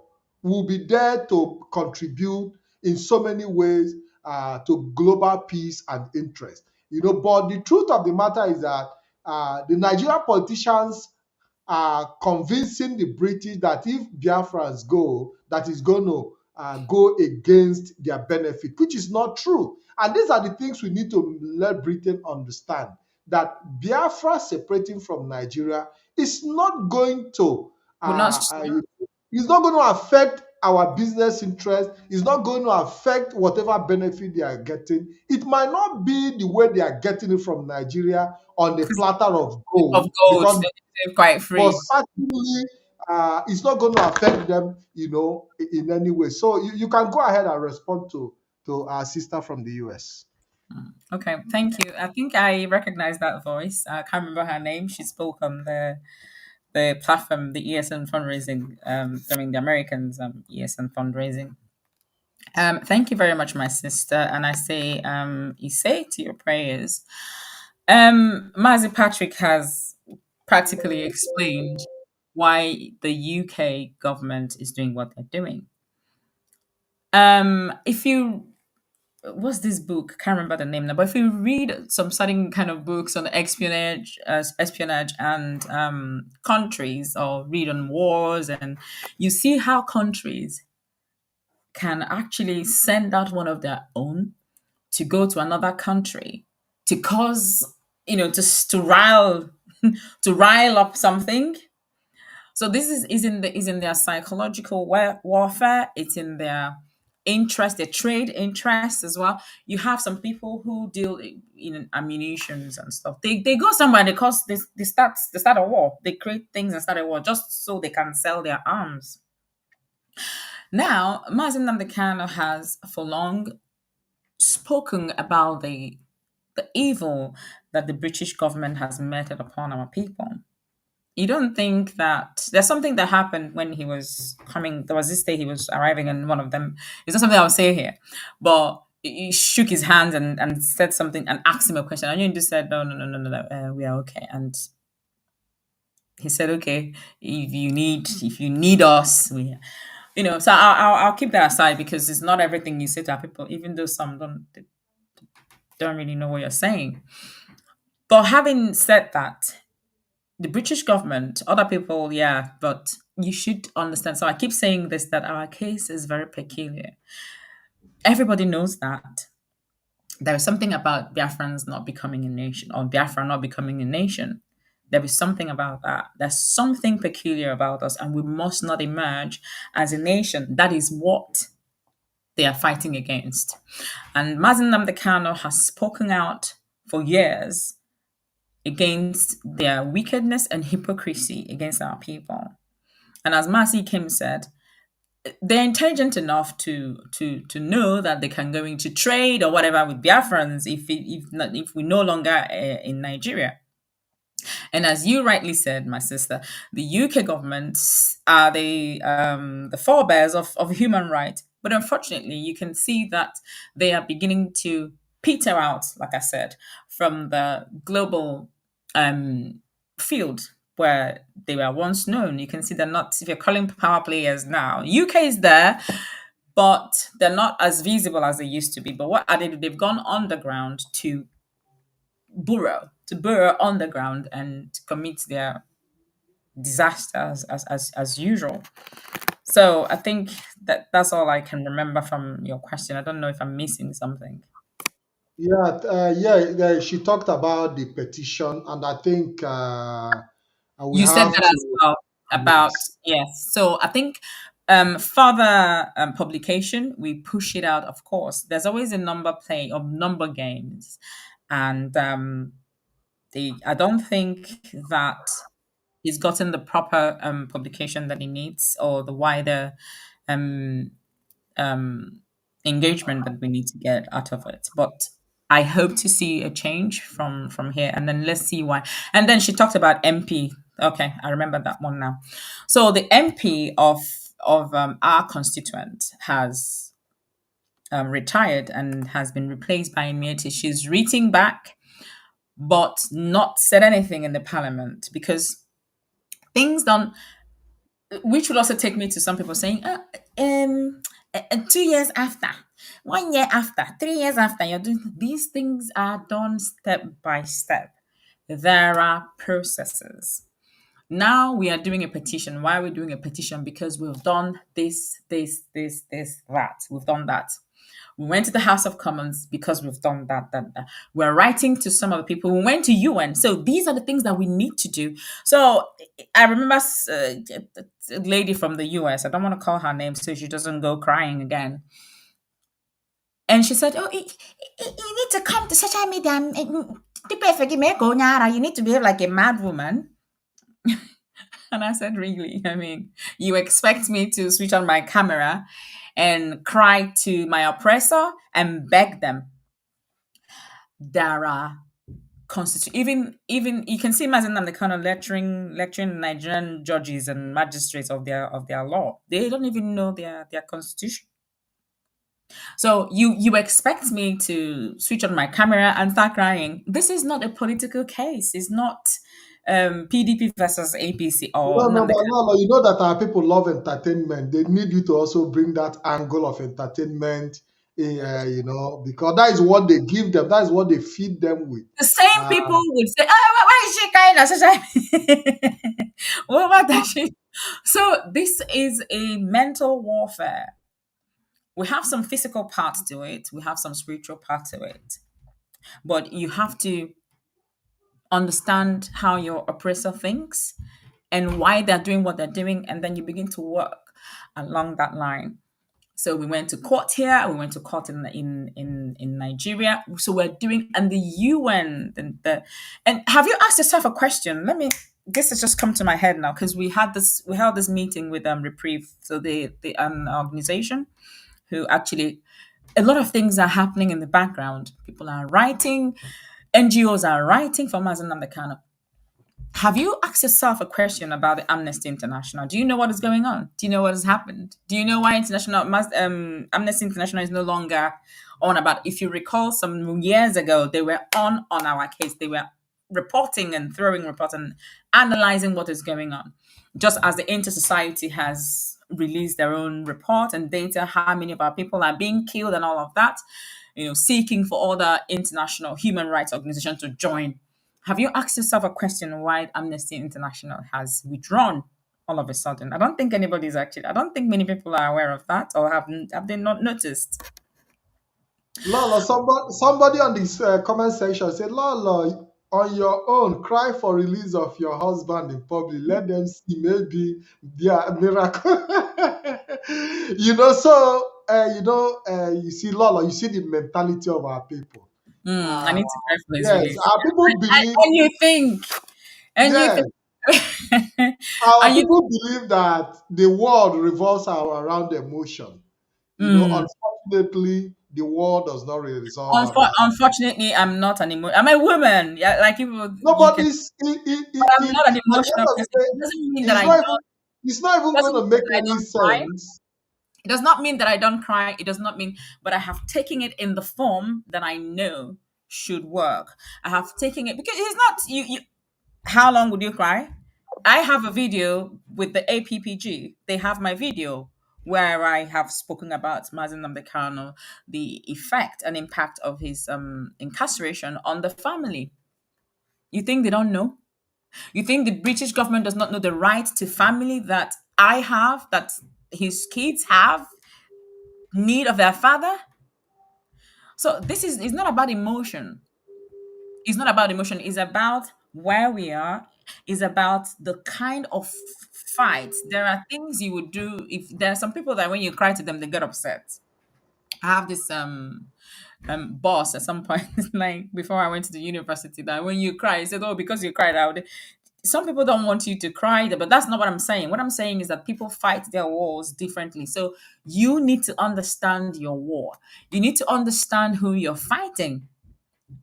Okay. So if myself and Nnamdi Kanu, if we agreed and knew that it's about me, once I cry, Mazi Nnamdi Kanu will be released. You need to go back to school.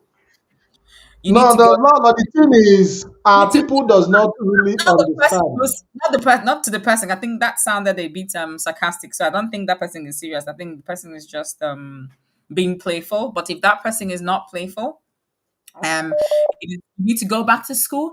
You need to go and read on the Biafran War. You need to go and read about the the business that Nigeria was before the British changed it into Nigeria. You need to go and understand this, and you need to go and understand all the events that have taken place up until this moment. I was taking Nnamdi Kanu was taking when I was pregnant with Nnamdi Ikem. I gave my usual because I know what the war is and I know how it is fought. So, and I understand, like Mazi would say, he would say, "Igba ndị be anyị, isi ha na ọ dị shi ha chere na akpa," and they want you to come out and tell them everything. Like they even when you come out to say everything, they still don't even understand it. So that is not, it's taking step by step. So Harriet Hammond, the first time Onyende was taking, she was up. When I wrote to her, she responded, and the rest of it. And then when Mazi Ikem Kanu was taking the second time, now I'm talking to our sister from the US. And I'm responding to her question about our MP. She did not respond to my emails. And I'll say something. You remember also that I wrote to the Bishop of Canterbury, the Bishop of Canterbury here in the UK. What is going on in the background is not what I'm coming here to say. But like I said, I'm writing a book, and all of this would be there. By then, Mazi Ikem Kanu would have been released, and then you will understand a few things. But the current MP of our constituency has written to the parliament, and she hasn't gotten a response yet. They don't wear their slippers or shoe and call, are you there? I'm coming by 4 p.m. and then they appear. No, it doesn't happen like that. They write and they write, and then they get a response and they move it up from there. And these things, they take time. You can see that people just went on holidays. Those carrying it at Christmas and Yuletide. That has happened. So, but That's that's lots and lots of bureaucracy. yes, and that's also what the petition is also pushing. So with the petition, this is one of the steps to that taking place, where this will be discussed in the parliament. Thank you very much, Lola. I think we have another caller. I don't want to exhaust you. We'll be rounding up very soon. You've taken series of questions and lots of questions. And Sorry, there's our brother called Mazi Austin Chika, or Chika Austin. One of okay, our sisters, she sends me his links. She sends me his not links, what's it called? She sends me his videos on international politics. So you need to always go to listen to him to understand how this geopolitical things, how it works, how these international, how they think, how they play games. That I have a book and I will recommend it for people to read, The Art of Strategy. You need to understand how governments they play. Okay. And then you understand that it's not something you just throw like that. You need to also be as strategic as they are to match them. And IPOB is doing a good job. I must tell you that in matching them. thank you very much, Lola. I receive series of comments on the comment section. People complain that I'm interrupting you. If I'm interrupting you, I really have to apologize for that. But I try to see how we can make it, as brief as possible, because if we continue to go in length and in length, we might end up not rounding up this program. But notwithstanding, we have another caller from the US. Hello, caller. No, not from the US. I think the number is from Biafra land. Hello, caller. Hello, caller. Can you hear me? I think he's off. He's off. Let me take another call. Hello, caller. Are you there? Okay, Uchechi, welcome to the program. I can hear you. Okay. I can hear you, Maz. Yeah, I'm there. I can hear you very well. Okay, go ahead and. Thank you so much. You have just, Yes. Uchechi, you have just 2 minutes, please. Okay. Achọrọ m ikele Lolo. Achọrọ m isi ya ka Chukwu gọzie ya. Already she's a blessed woman. Ngọnwakwanu ka Chineke gọzie gị too. Yeah, I don't have question for her anyway. I don't have any question to ask her. But I want to make a request. This request, I'm directing it to our media warriors. They are trying, but they should put more effort. Like this signing of something, petition, free Mazi Nnamdi Kanu. Yeah, they're supposed to, come up, do the publicity very well so that people will be aware. Most of us are not aware, despite we come on social media and thereabout. Secondly, I want to say it to the hearing of people all over the world. Our Onyandu is a blessed human being. May God bless him. I called him anointed person, anointed one, a prophet. I dare anyone to touch him. May God bless our Endu. I'm saying it, he should be freed. Mazi Nnamdi Kanu should be freed. Britain should release Nnamdi Kanu, a prisoner of conscience. Mazi, thank you. Thank you very much for calling.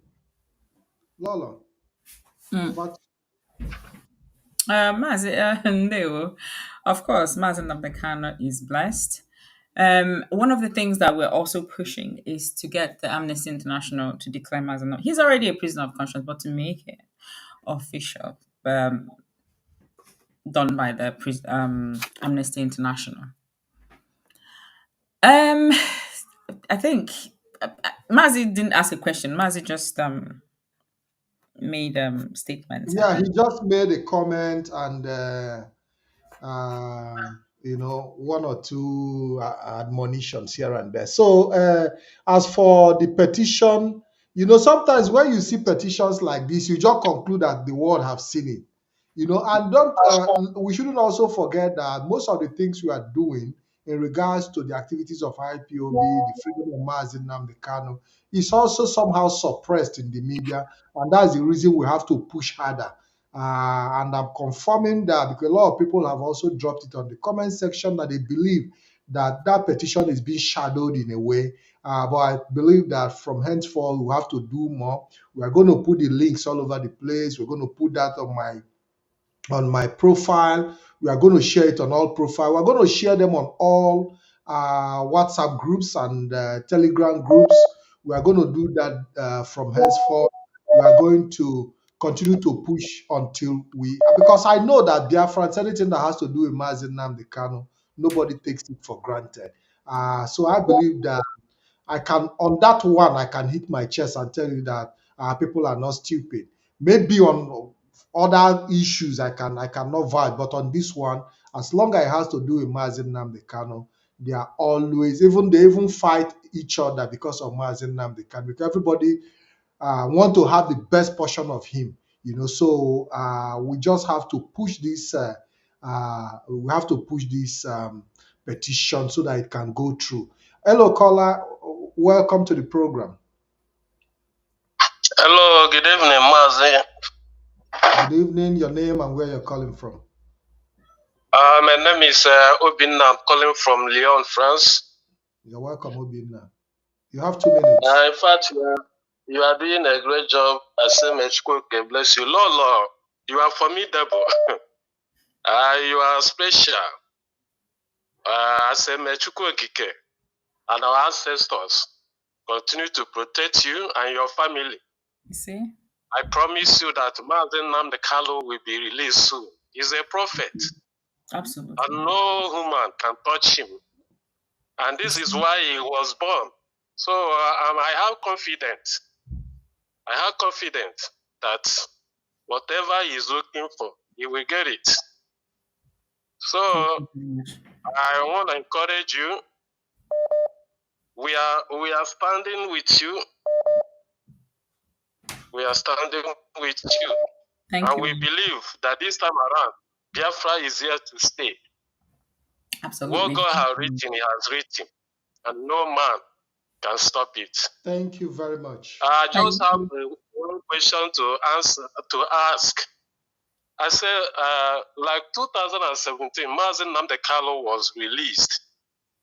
So what is different now? Why is this so difficult this time around? Is that something that we are not doing? Because in 2017, he was released.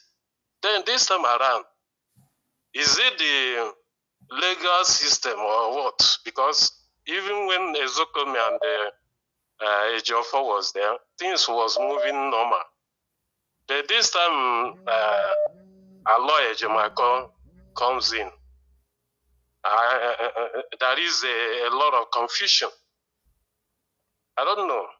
Let me respond to that question. I would not have to. We don't have to bore Lolo with so many. Lolo, you might come in because he made a comparison of 2017 and now.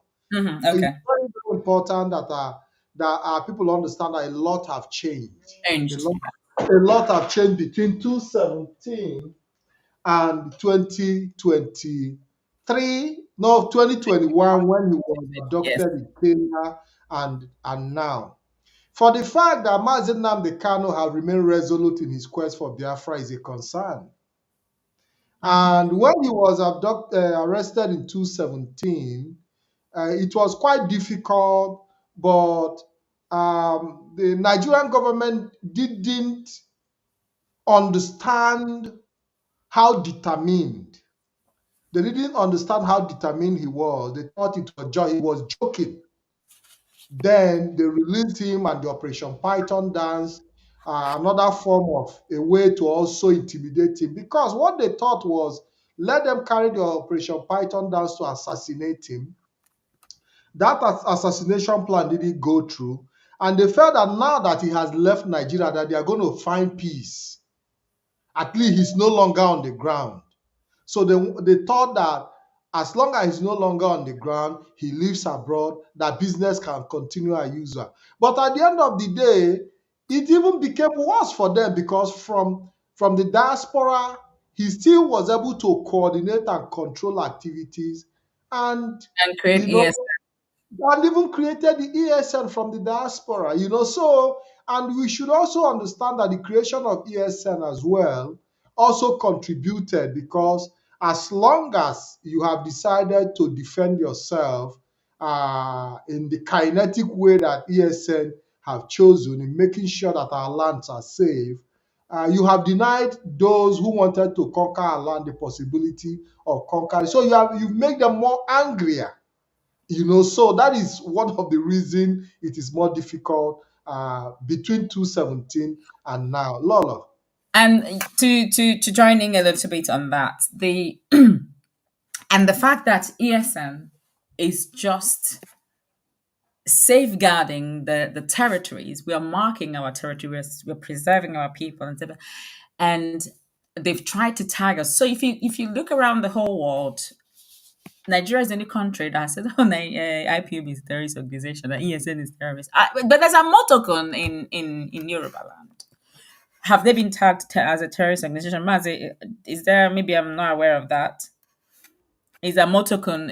Are they tagged as terrorists in Nigeria, in Yoruba No, land? no, no. Kun was not tagged as a terrorist organization because they were set up by the governors of the Western region. There you go. So because they refused to set theirs up, Nnamdi Kanu set up the ESN to protect his people, because he just wouldn't sleep, because the cries and wails of our people and gnashing of teeth regarding these terrorists or headers who coming to commit mayhem upon our people. The governors, I think that after that they decided to, whatever it's called, what's it, Ibubago, and that nonsense, to counter, to create a false narrative to tag to ESN. Well, I'm not here to say what everyone already knows, that all the things was to tag ESN or tag IP, but they have failed eventually. And that takes me also to, I saw something here, and what was the person's name? Because I'm actually looking. So the person said that Mazi Nnamdi Kanu went to UN, and he was told to stop writing letters and protest because UN listens only to guns and bullets. He went home and launched ESN within 1 year. This this is why it makes me a bit. I try not to read messages from this person. What's this person's name? Where is this person from? What does this person know about Nnamdi Kanu? Did this person go to the UN with Nnamdi Kanu that he's writing this rubbish about fighting? So Wanda, you don't have to even bother I want about to comment listen, section. I want to this. When I talk about frontal lobe, it's very important. This person, I want to ask you a question. When Nigeria government comes with whoever allies, what ally do you have to fight with? Can you sustain your armory? Can you sustain safety? or you want more than 10 million people to die once again, is the imbecility for me. And that this is why I don't engage in conversations with these people. I don't read their comments because they're not intelligent enough to engage me. I can't engage them because they can't reason. You know better conversations, you know better information that I have of or with my husband than myself. That is why I say that your cognitive resonance or your cognitive capacity is very little. Do our people actually drink omega? You know, it's good for for the cognitive development in order to enable you to reason appropriately. Guns and bullets. Have you seen our people?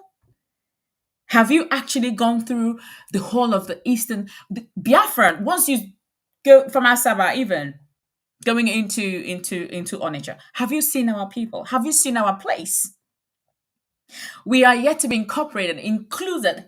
Another issue here is inclusiveness. We've not been inclusive or included into the program of the people who went through pogrom, who went through genocide. We've not been compensated. We've not healed yet. We are still operating from that pain. We have, being the strong people that we are, we have managed to become who we are today. And you want to shoot gun and bullet. You will shoot gun and bullet. You will be caught and you will be dealt with. The blood of our people, enough of spilling it. The land has been, the balance in the spirit has been disturbed. And you better stop, because in 2025, if you do not stop, guns and bullets, are you fighting in the north? No. Have I ever seen any of you in Abuja blowing somewhere? No, you are in your house with your mental deranged capacity that it has stopped you from reasoning. You cause mayhem and unrest in the land, the place that you are meant to protect, that Nnamdi Kanu raised ESN to protect. How dare you? How dare you? He is protecting his people, and that is the reason he's still in the DSS, standing up for his people. And you're carrying gun, killing the same people. Into pieces. Lord, don't get infuriated because we have I'm infuriated. How dare you? You killed your brother and your sister, innocent people, armless people who bear no arm. You take them, you kidnap them in our kingdom. Lolo, we have a caller here, and we'll be rounding it. We'll be rounding it up very soon. Hello, caller. Hello. Yes. Good evening and welcome to the program. Your name and where you're calling from, please. Thank you, my fellow comrade, Mazi Ikem Patrick, and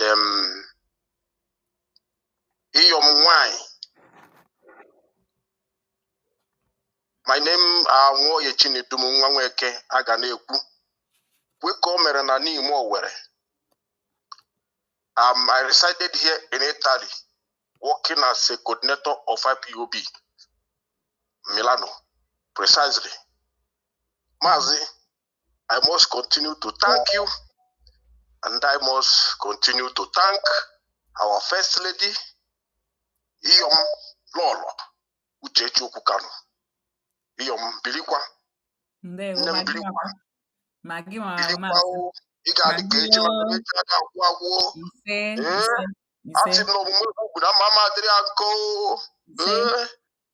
Ọchụnwa akụkụ nwada nwa akụkụ enwere ngwongwo ọsọ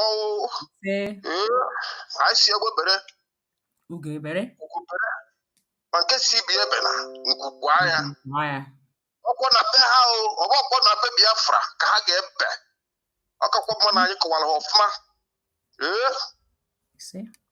wee na-asị ka Chukwu okike abịa ma na mkpu ana anyị zụtara ọkpa enu na ana anyanwụ na agbara eke na orie na afọ na nkwọ udo na okwukwu na nkene na arọ ana na aja ana nkwu na akpọ karet ndị mmiri mmụọ ikwu nne mmụọ ikwu nna mmụọ agwụ mmụọ chiọnụwa mmụọ yi ụwa mmụọ ezumezu ndị ichie be nna anyị niile mmụọ ezumezu ụmụ ụkwadola be nna anyị niile mmụọ mkpuke ụmụnne anyị mmụọ ụmụnne anyị mmụọ mmụọ mpaghara, mmụọ ala Biafra. A sị ha bịa na Eke, bịa n'Orie, bịa n'Afọ, bịa na Nkwọ, bịa na ha na-anọdụ n'igwe ka ha nọnyere ụmụ ha maka na olugbo dọ mme na gwa ekele nwa gwere elugwo ọtọ n'onye ka anyị chọọ ka anyị tọpụ maka na ihe mere anyị ahụ obere ihe were kwesị si na ọ ga-adịrọ ha Amadike mma ya na ezinụlọ ya na ikwu n'ibie na Eke na Orie na Afọ na ha na-anọdụ n'igwe. Ise. Thank you very much, Mazi. Thank you. No. I never finish, Mazi. Wait, yeah, you have 1 minute, Mazi, because I have a guitar. Thank you very much.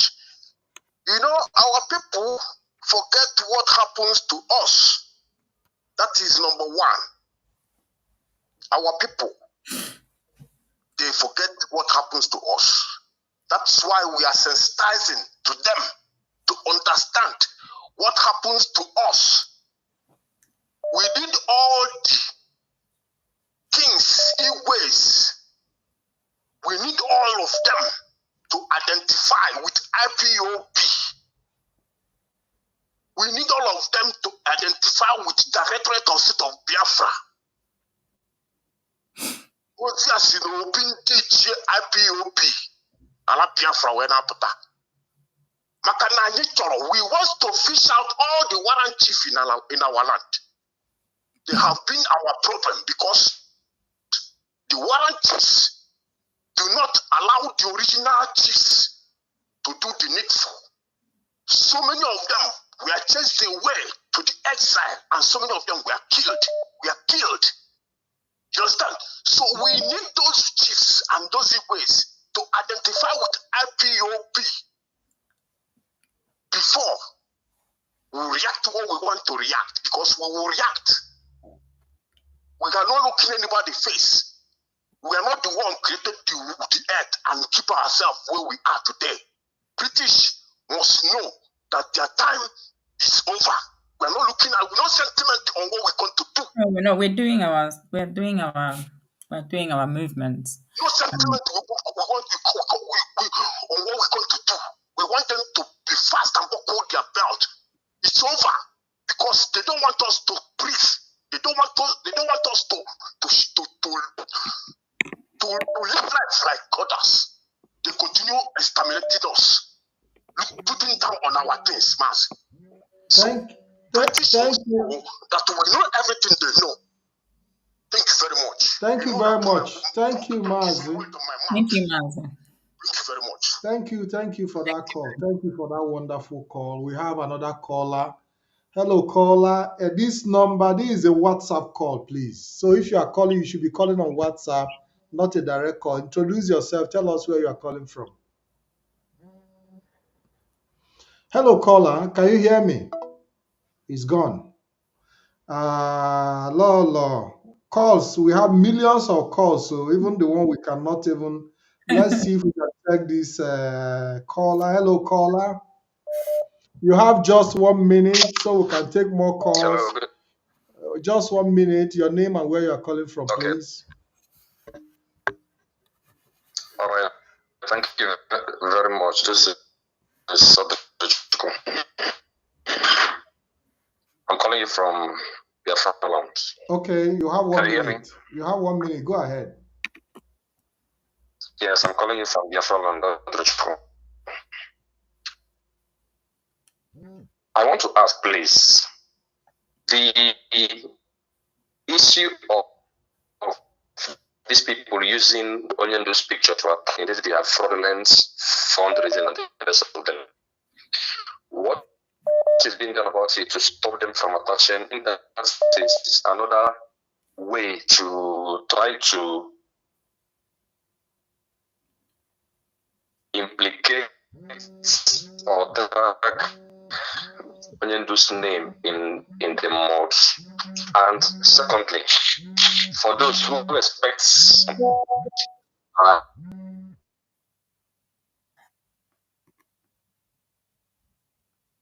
Oops, network. He's calling. The call keeps breaking. I think I got the message. He's talking about those that are using the picture of Nnamdi Kanu to do fundraising and things like that. Oh yes, Mazi. The thing is, you can't actually. These people, of course, you see some of their pictures. I'm not sure we can stop everyone from using Mazi Nnamdi picture.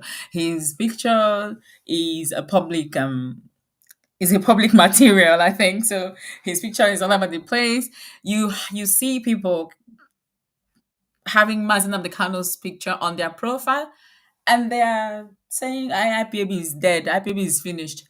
But Nnamdi Kanu is IPAB and IPAB is Nnamdi Kanu. And you have Nnamdi Kanu's picture. It's still that thing that I'm talking about. And but mind you, some of these people, they know what they're doing. And IPOB cannot stop these people from using Mazina because some of them are And fake accounts. obviously, there's no copyright to the picture of Mazi Nnamdi Kanu, you know. Absolutely. So they can use it and do whatever they like. Yeah. But that is why we have the IPOB media warriors, and they're doing fantastic job. Likes of you, Mazi, Ikem as well. Countering that and checkmating, these nonsense. And I kid you not, it is how far that you fought that stopped these imbeciles from tagging IPOB to a terrorism act and tagging Nnamdi Kanu to terrorism act. Because, and then going back to one of our brothers that talked about the difference between the court case and what's happening when Barrister Jaffa and Chief Mike is on, and now what we need to understand also, looking at what has happened, you can see that there is no case. One, two, and I saw a video that I just want to even talk about it. I think he's saying Mazi Nnamdi Kanu, what court actually released him. That person needs to go back and follow the court case and the Yeah. We saw the pig in the creek. But yeah.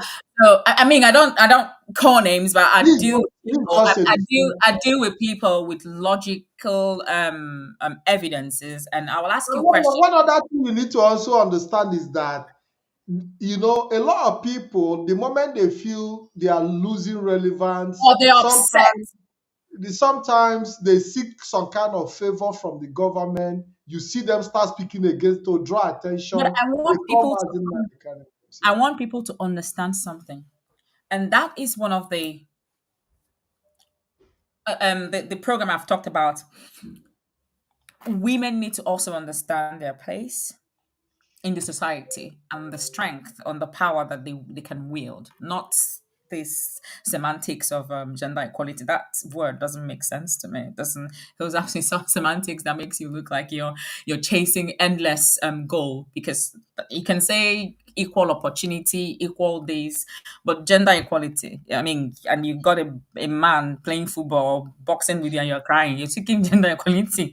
So these are these tiny things. But what I was trying to arrive at is that consciousness that I keep saying, you cannot, if you watch the people that like top mafia crimes and the rest of them, when you're known as a rat, when you're known, and people need to learn this, when you go and rat to somebody about your brother, when you become a rat against your brother, against your household, the people that you are working for or working with, they will never value you. They will never value you. So if you need a favor, go and seek your favor. Leave Nnamdi Kanu out. Some of you don't understand the grace, the shadows, the grace and the shadows hovering over Nnamdi Kanu. You don't understand it. And it's beyond you. So if you're seeking relevance, you're seeking government allocation of whatever, you leave Nnamdi Kanu out of it. Because eventually, you will cry. You will cry. It's not just Nnamdi Kanu. People in your workplaces, wherever, stop using people. And I don't understand what that means, because when I'm saying this, I'm talking from the energy point of views. When you create that ripple, when you create that unbalance or imbalance, in energy. You speak against someone and you get it boomerangs, it goes back and it comes to it doesn't last. People need to understand that, but because they want their toilet investment, I call money and all this nonsense, I call them toilet investment because people die and leave these things. You just need just a little bit enough for yourself and to help your neighbor. That's all you need. You don't need excess. You don't need the one you will hide in the grave. The money it means you have a mental problem for you to hide money in the grave. When your community members are ill, no hospital for them, no school, no good roads, and you're hiding money in the graves in a room you need to be taken to a psychiatric hospital and be dealt with because your greed knows no bounds. One of the seven sins, greed. It's very dangerous because it But can no, I think we already had a history repeating itself because during the civil war between Nigeria and Biafra, we also saw the quite a role lot of rats. Yes. Adakaboro played in. He was also contracted from the River Rhine to fight against the interland, and Of at the end course. of the day, he actually killed a lot of our people, especially a lot of Igbos within the River Rhine And areas. how did he end? And at the end of the war, when the war was almost rounding up, the same people who contracted him, assassinated him. So we should also try as much as possible to make reference to history, because history has a way of repeating Of itself. repeating itself because the mankind, the human. Sometimes when I keep saying humans, my sister will say, "Are you not a human?" I'm half human. I'm not your complete human. I'm just half. The human mind is so shallow. Stop ratting out your brother in order to ingratiate yourself. That's the English word for it. You ingratiate yourself. And that is why I don't like eye service people. And when I see you and you're an eye service person, I know you. I know you. Do your work because you want to do your work. Seek favor because you want a favor from someone. But do not use someone or begin to speak against someone you don't understand the embodiment of that person. Oh, Yes. but yeah. So Lolo, I think we have to start rounding up because I see that we've really spent a very, very long time. Unfortunately, we cannot take all the calls. Very, very unfortunate. Unfortunately, because I have millions and millions and millions of calls coming in, and we cannot take them. If we decide to stay here, we might be spending till midnight. Hello, let's take this last caller before we round up. Hello, last caller. Hello, good morning, good afternoon, good evening, and good night to all Biafrans all over the world. My name is Nwafo Yekachi. Nwafo Yekachi is calling you from Derby, United Kingdom. Because I have to be disciplined, there's no more time again to waste because discipline should be our watchword. I greet my leader, Mazi Kanu. And my happiness today is not because Mazi Kanu is in DSS custody. It's not because of our land is being in shambles. But my confidence and my support, my confidence is that Mazi Kanu is trustworthy. And we have the structure which he has kept for us, which is Mazi DOS. That's why I'm very, very much happy today. And also I have the woman that is worth doing, LOLO Uchechi KANU. I greet you. But before I depart, I want to use this song for you. Nnamdi Kanu dị ebube, dị ebube, dị ebube. Nnamdi Kanu dị ebube, akọ na uche ya ahụ otu a. Yes. Oh, thank you, Thank you Mazi. very much. Thank you. Thank That was you. quite uplifting. Yes. He is going to be our last caller for today, unfortunately. And I want to apologize to Biafrans.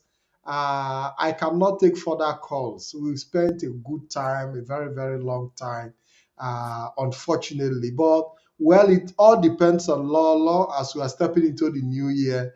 If she's still ready to engage with BTV in 2025, we would always be open to to her coming to interact with Biafrans. Then, for many of you who have called and cannot reach us, reserve your questions for 2025 when Lolo might definitely come on board Mazi, again. I'll try to do that. Amongst other things that I do, I coach. I don't counsel. I don't counsel. I don't. Counselors, they play around words and the rest of it. I coach. So it's just like you're playing football. Your coach tells you what to play and how to maneuver things.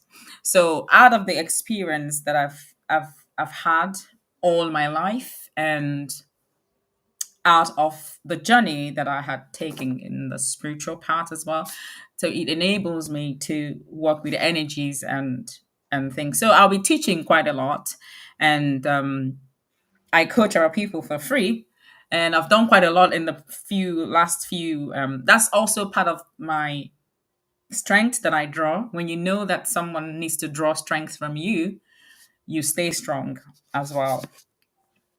So yeah, Mazi, I will come to BTV in 2025. Yes, yeah, we hope to welcome you back. But today's program also did not also go by without negative comments. It's also Mhm. important that we recognize that there are things. Absolutely, we need to. Yes. It is also very important that we also recognize that there are Biafrans who are not satisfied, who feel, Ndinekwe. I called them yeah, Ndinekwe. feel that things would have been done differently, who have the negative mindset as a result of one form of indoctrination or the other. We acknowledge them. And we cannot just say they do not exist. These individuals exist. Some of them genuine, some of them contracted. But notwithstanding, we recognize them. So while we are here, we represent Biafrans in general, and we represent the interests of Biafrans at large. Mhm. And I believe that gradually our people will start coming to terms with the reality to really understand that you cannot get Biafra on a platter of sentiment or on a platter of coming to social media to dance and do comedy and entertainment. It is beyond that. The work that is done behind is greater than the ones you see on the screen. So it is important that our people understand that our freedom cannot come just only on social media. Mhm. And our freedom cannot come by coming out to say everything we are doing behind the scenes. There And are we can. certain things that will be done behind the scenes that will be reserved for the future. And that is why you also have certain documents that are referred to as what is it called? Concealed document that maybe in the next 30 years, some of these documents are going to be made available and become part of history. So you see the things that were done behind the scenes that eyes didn't see. So that is where the management of the Directorate of State comes in. They cannot always come on social media to dance and shake their boots for you and They're make you busy. feel good and entertain you and sing and play guitar and play instrument for you. No, that is not their job. Their job is to work behind the scenes in the areas of diplomacy, in the areas of international relations, in the areas of coordination, in the areas of trying to make friends around the world. And don't forget that there are certain friends that we are going to make now that would also tell us, please don't bring our friendship on social media. There are countries who are going to tell you, we are going to be your friends, but we don't want the Nigerian state to know about our relationship with you. And Mhm. you must, as a leader and as the leadership, be able to give these countries and entities that confidence to believe that you Mhm. can keep classified information So if you don't keep it, they will withdraw. within the They withdraw. confines Mhm. of that relationship and within the standard of international laws and relationships. So our people need to look beyond the social media activities. Uh, Biafra struggle is beyond that. Somebody just, yes, somebody reminded me, it's a declassified information. So there are certain information that are classified in the struggle that we never, that even this generation might never have access to it. It could be for the next generation, because these are the instruments that are needed to help us safeguard and protect the journey towards Biafra restoration. LOLO Uchechi KANU, it's my pleasure to have you. I'll be glad to see you again in the future. And I want to ask you the last question about what message you have for our people as we step into 2025. Thank you, Mazi. Before I dish that out, I just want to point something that you just said now about documents and classification of documents.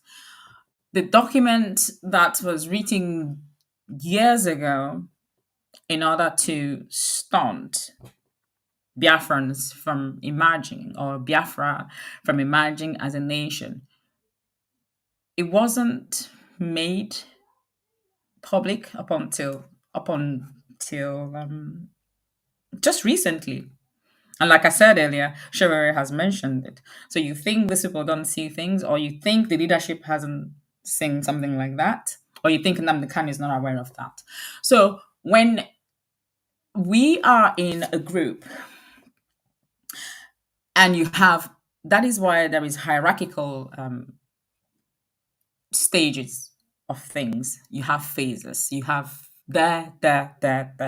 You have from the office of the president or whatever, going down to local government chairman. There are information that they're not privy to, and the communities won't be privy to as well. That is why they are being led.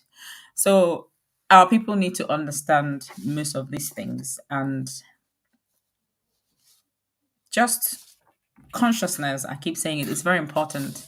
Being able to determine what to do at the right time, what information you need at the right time. Some information, some people are not capable of handling it. They can't even interpret it correctly. So we'll leave it at that. To 2025, the message that I have for Biafran, there is nothing I'm going to say here that I have never said before. And there is nothing that our people, Biafrans, have not heard in the past, or whatever they're going to hear now that they've not heard before. Regardless, I would still say something. I'll just allude to the interview that I had on Radio Biafra, UK Timeout, on the 22nd of December, 2024, where we focused more on reflections and which would lead to reformation and then transformation. Part of the reason that I started consciousness journey is not because it's something that is fun or something, but it's something that was born out of necessity, something that was born out of burden that is a heavy burden that ladens my heart, that 95% of our people are not conscious. And we need to reform that. It is very important.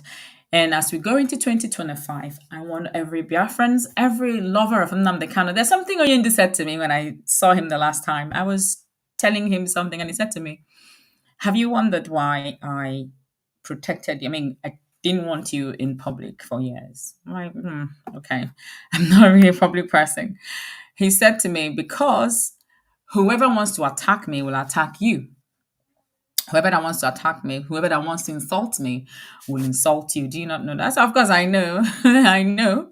And he said to me, he's always told me never to come to, because that's where I am there. I mean, it's not my fault. You don't have to be upset about it.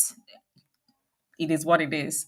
So I can't come here and start playing in the mud with dirt. And I'll continue to say it.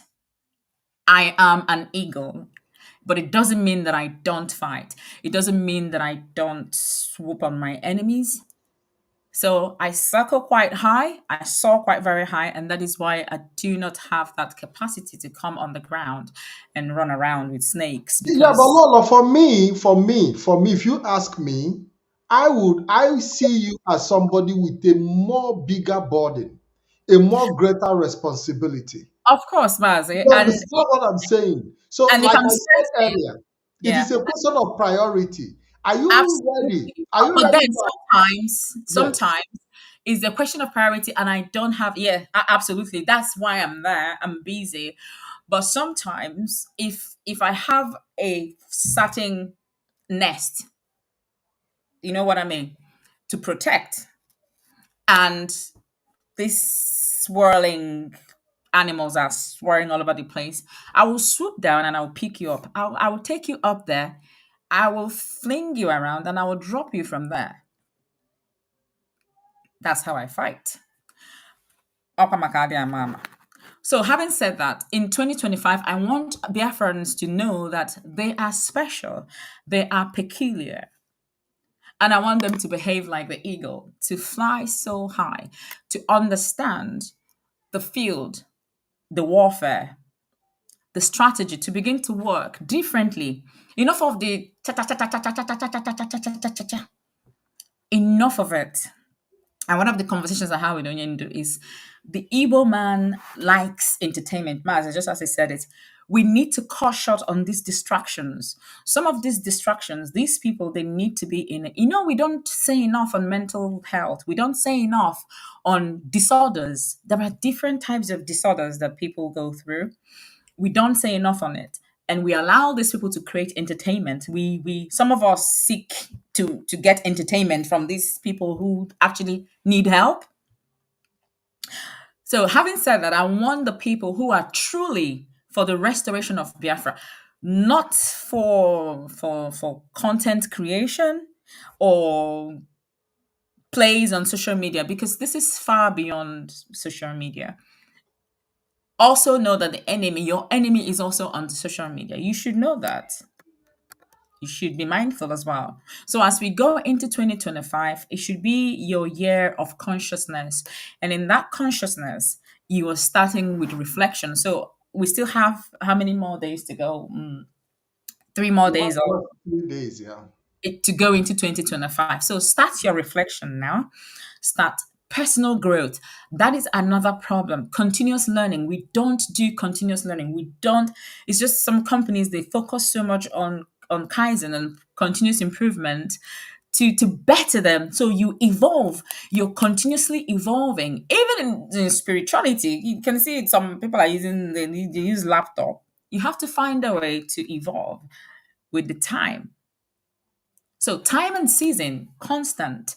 How do you live through it? You reflect from now. By your 31st, Mazi asked me why people do New Year resolution, and by April is all scattered like a pack of cards. And I did talk about how if the resolution or the decision one has taken is fictitious or is bogus or is out of eye service. So let's not carry on with this eye service thing. We need to stop. There's so much distractions in our place. All this Omega One. We like noise. I don't know how we love this show off. And I said that before. If we begin to drill down from of this show off traits, you have so much traits to pick from drilling down on show off. So because you want to show off, you begin to show desperation to get what you want. You want to be seen. And then you lose consciousness, you I throw want to impress. I want to impress. and you want to impress, you want to be validated, validation, because some of the things going on social media is people seeking validation. They don't come out to tell you I'm seeking validation. By their actions, is validation that they seek. We don't seek validation. We did not seek validation. Nnamdi Kanu did not seek anybody's validation.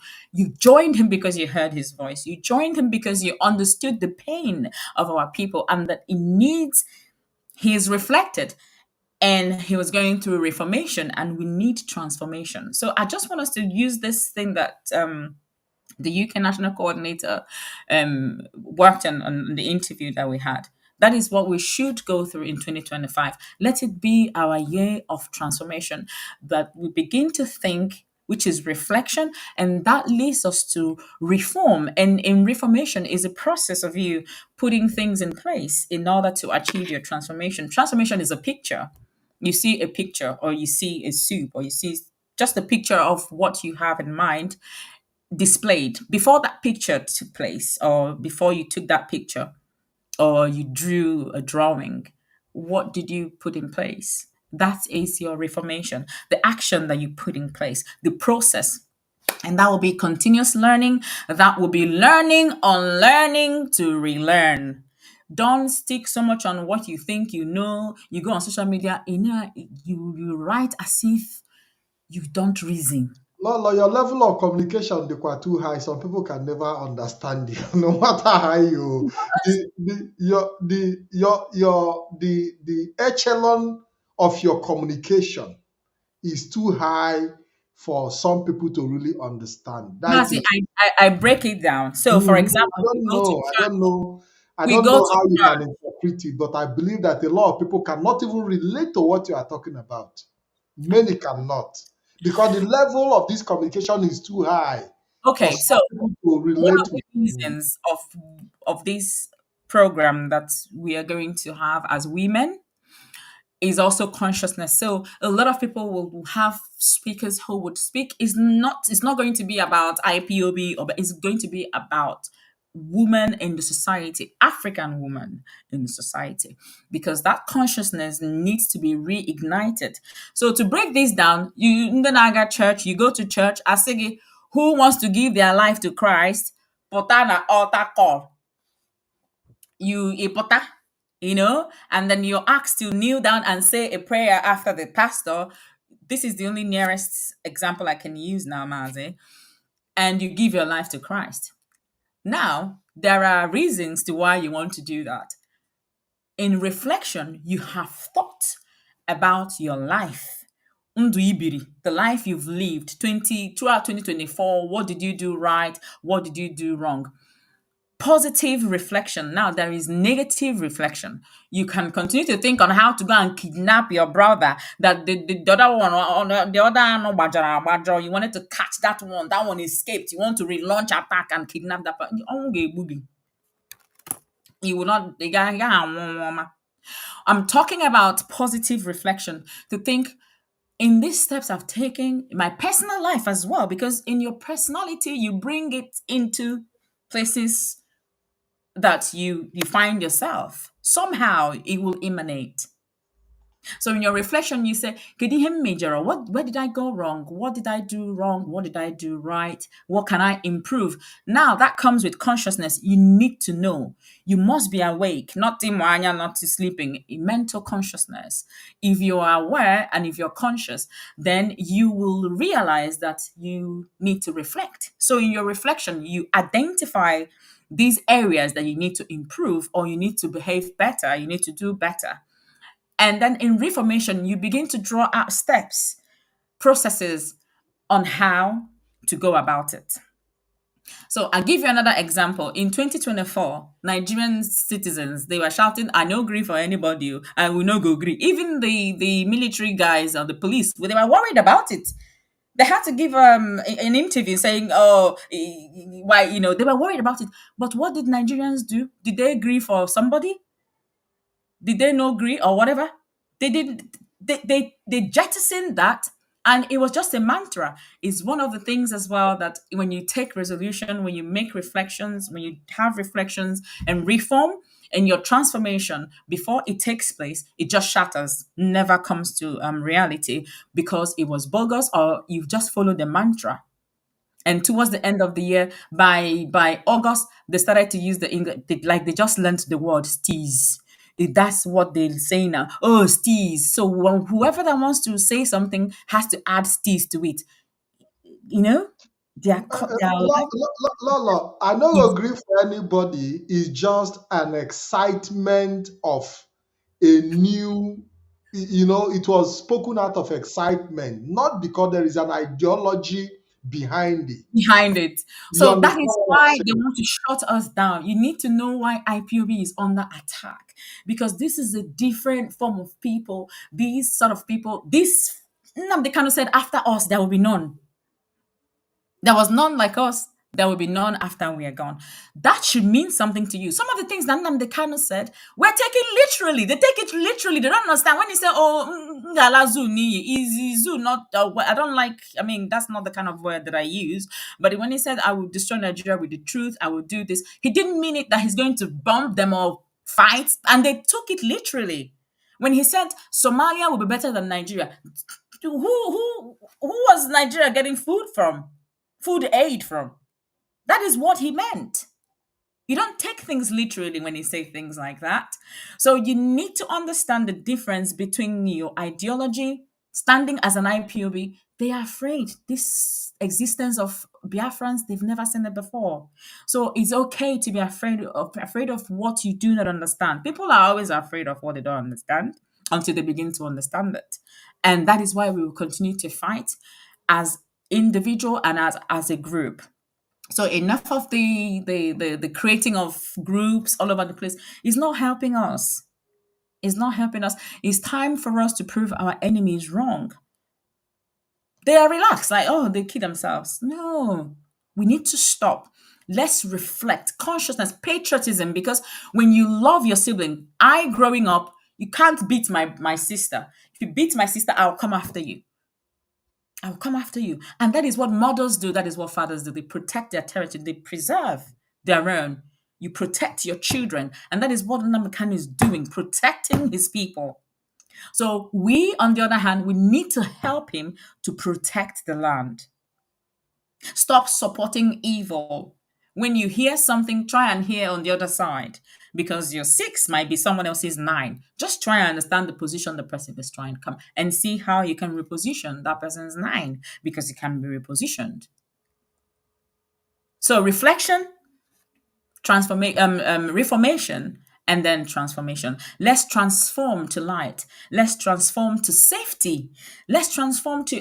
I'm going to share some of the videos. I mentioned it. I had to go and kind of clear out the bushes and the stream that nobody actually fetch water from any longer for over 20 years was made. People go to fetch water now. So think sustainability in terms of creating what a job or curbing the poverty. We're going into January.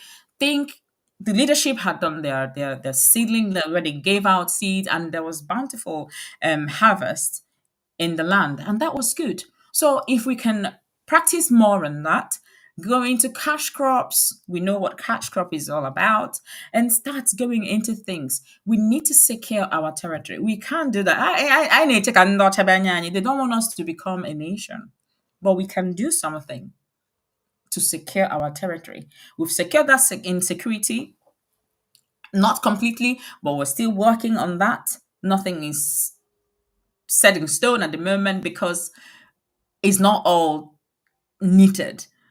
So if we have support that we can give to ESN, we continue to give the ESN the support to protect our land. And then we'll talk about food. And then we begin to talk about, from food, we're growing our economy. We need to secure our place. And then before Yeah, that's what I wanted. Where I wanted to come in. The jog self does not even have enough food they that can don't carry them ordinary corn. Okay. They They don't can't. even have enough food that can carry them for one day. So how do you go to war empty-handed? Or where did you on the war? The same person would go and rat his brother out. Si lekwa ebe ha zoro, ebe a ka ha zoro, enye ha small gari, ndị iberibe. Mazi, I think Thank that's you what I very have much. for people. No, I really Reflection, appreciate it. reformation, and transformation, because we cannot expect to get the same result doing the same thing. We need to change. I don't understand. No, Lolo, the truth of the matter is that the program to destabilize IPOB was planned out because those we are fighting absolutely understand the importance of unity. There was a statement that one ex-governor made sometime in an interview where he used the parable of the people of God trying to build a Mm. tower and how God set confusion in their midst by making them speak in different languages. He didn't mention That is IPOB, but he just gave you the principle that was applied against IPOB, even though he was talking about something different. So if such people can give you this kind of interpretation, and we know he has played a role directly and indirectly in the destabilization of IPOB, and he came out with this type of parable that gives you a picture of what IPOB had to face as at the time when Mazi Ikem Kanu was extraordinary rendition. So what they did was actually to set in that confusion by making us speak in different languages so that will not be able to achieve the aim of building that Tower of Babel that threatened them. So it is important that our people understand in 2025 that we need to take a new approach to issues. But unfortunately, again, I also see deficiency in the areas of enlightenment and education. Because when you see some of the people that are creating, that are being used, you are able to evaluate their level of education and their level of enlightenment. You will not be able to judge why they fell in so easily. There is Mazi, something, that's yeah, where I'm yes, sorry. there is something you talked. I will let you in. There is something you talked about entertainment, and I can tell you that while Mazi Nnamdi Kanu was educating our people over the years, many people were actually enjoying that or That aura. There's that aura of his his communication. That voice and yes, for them man. it was entertaining. They weren't getting in the message. They were enjoying that aura, the way he was speaking, and So when he speak those grammars, you see them say, "Oh, Hamadike, yeah." Even when they cannot even relate, they enjoy that entertainment angle of his communication, That's not very taking dangerous. in the message. Yes, That's very dangerous. So that is why the enemy said, let's get someone to that learn. can cover that gap, that can cover that Let's give them areas of someone that would have yes. gimmicks of Nnamdi, that will talk like Nnamdi Kanu. And that is why you also saw that the person that was presented to them tried to be like Nnamdi Kanu, because they also needed to present somebody like Nnamdi Kanu. But You know you can't that be yes, number somebody one. that can You're fit into that role. Yes. depressing. But that's the thing. That's how our people, you get to understand that they were not listening to Nnamdi Kanu at all. They just like the mba onaba. But the person that was giving you the gimmicks of Nnamdi Kanu and gesticulations of Nnamdi, pretending it is the insult for me. It is the insult. No, They should have obviously, they should have brought obviously. someone who is schooled, someone who is refined, someone No, who but has strength Lolo, and weight and don't clout forget to that, march. don't Not forget that in 2017, when Mazi Nnamdi Kanu escaped Operation Python dance, there was this setting that was put you know. together.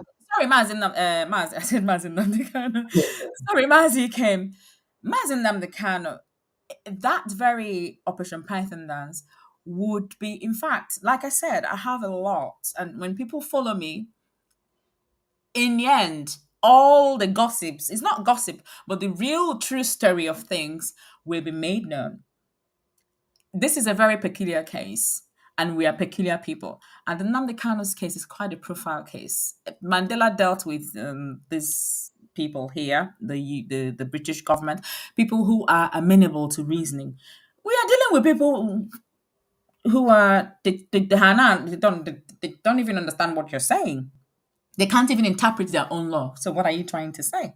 So we're facing a much higher tribulation here.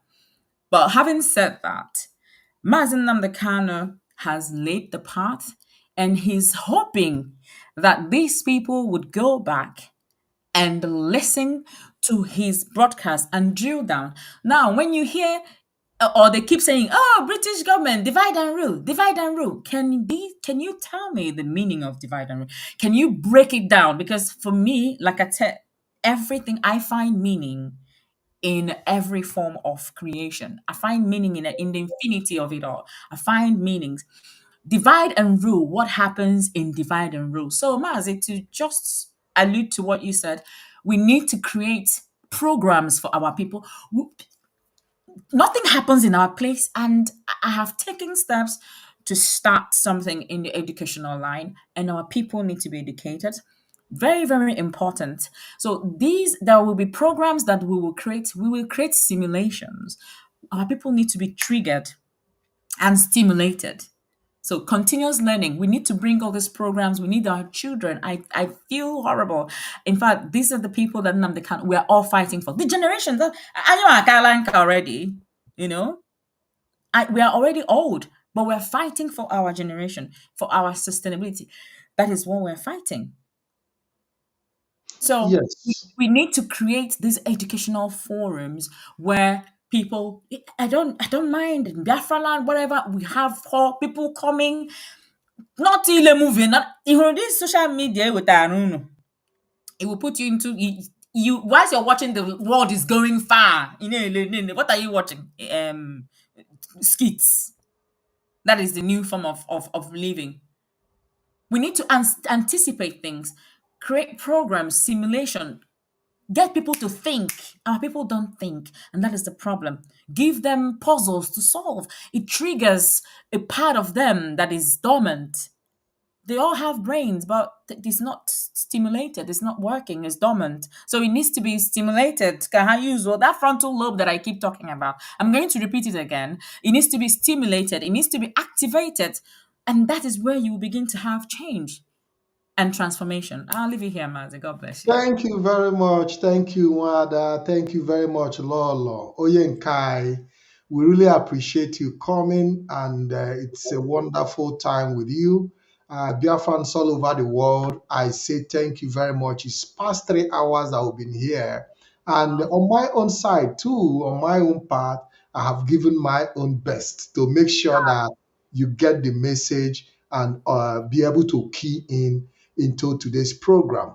And like I said, in 2025, we are going to do more in engagement. We are going to do more in outreach. We are going to do more in educating our people. We are going to do more in enlightening the mind of our people so that we can no longer be taken for granted in the future. The experience of the past should be a reason and model that we should follow to make sure we do not repeat the mistakes in the future, because we must understand that we cannot trade on the path of 1967 to 70.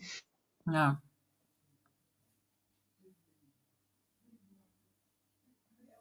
Because we never anticipated that angle of the fight.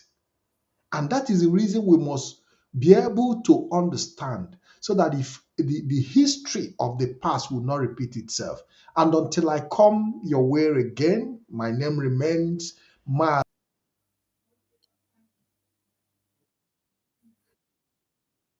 I think I went off the screen. I was talking, I went off the screen like I didn't know where I stopped. I said we must not allow the experience of the past, that we never anticipated that food blockade will be the reason for Biafrans losing the war between 1967 to 70. And the question we should be asking, if we have to go into another war, how are we prepared in that area to make sure we do not?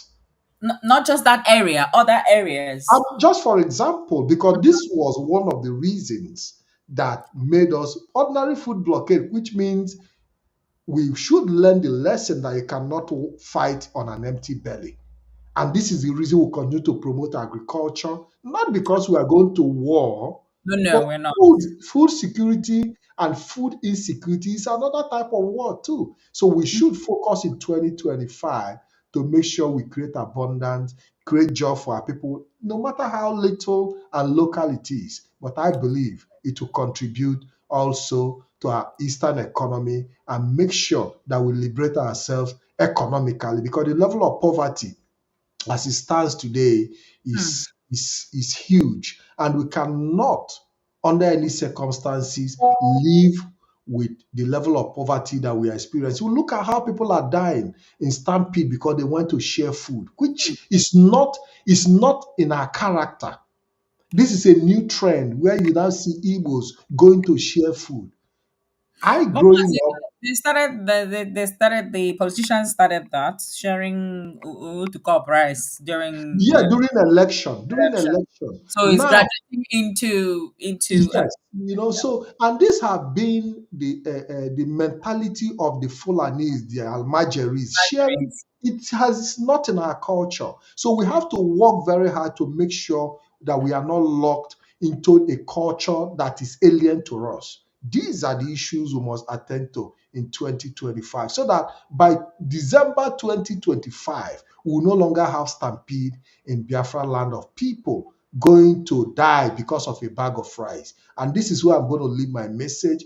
And Wada LOLO Uchechi KANU, thank you very much for honoring our invitation. And until we see you, Biafrans, again, I want to say have a wonderful 2024 and the future 2025, where we'll all be meeting again. Thank you very much, and God bless you. Thank you. Thank you, Thank Mazi. you. Thank you. We need peace, we choose freedom. We need peace, we choose freedom.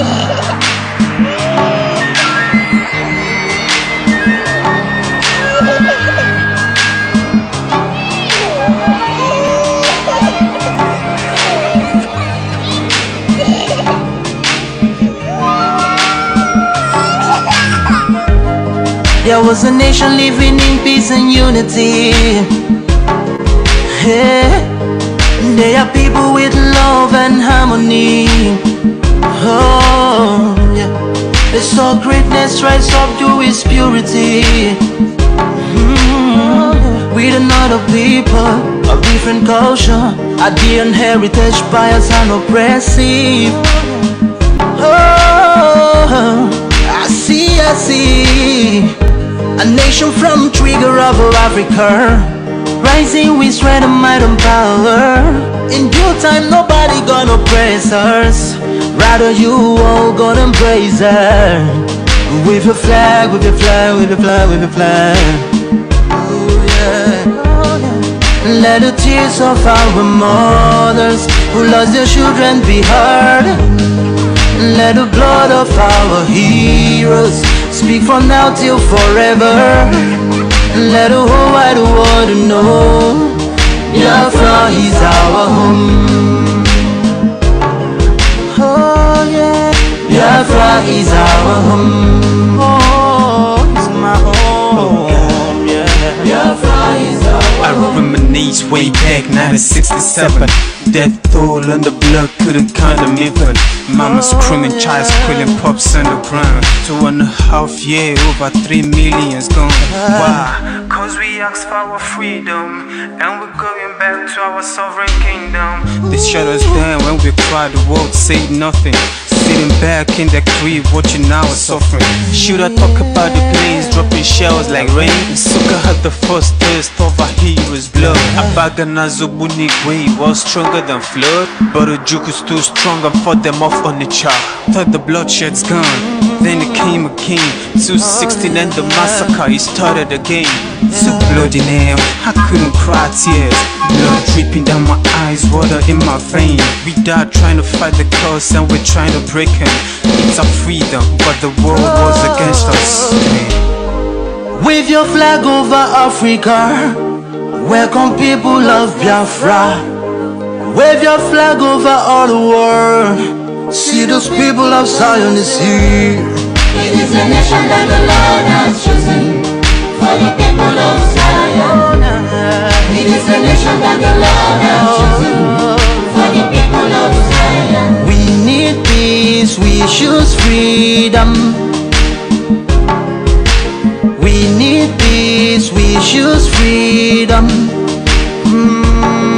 Hey.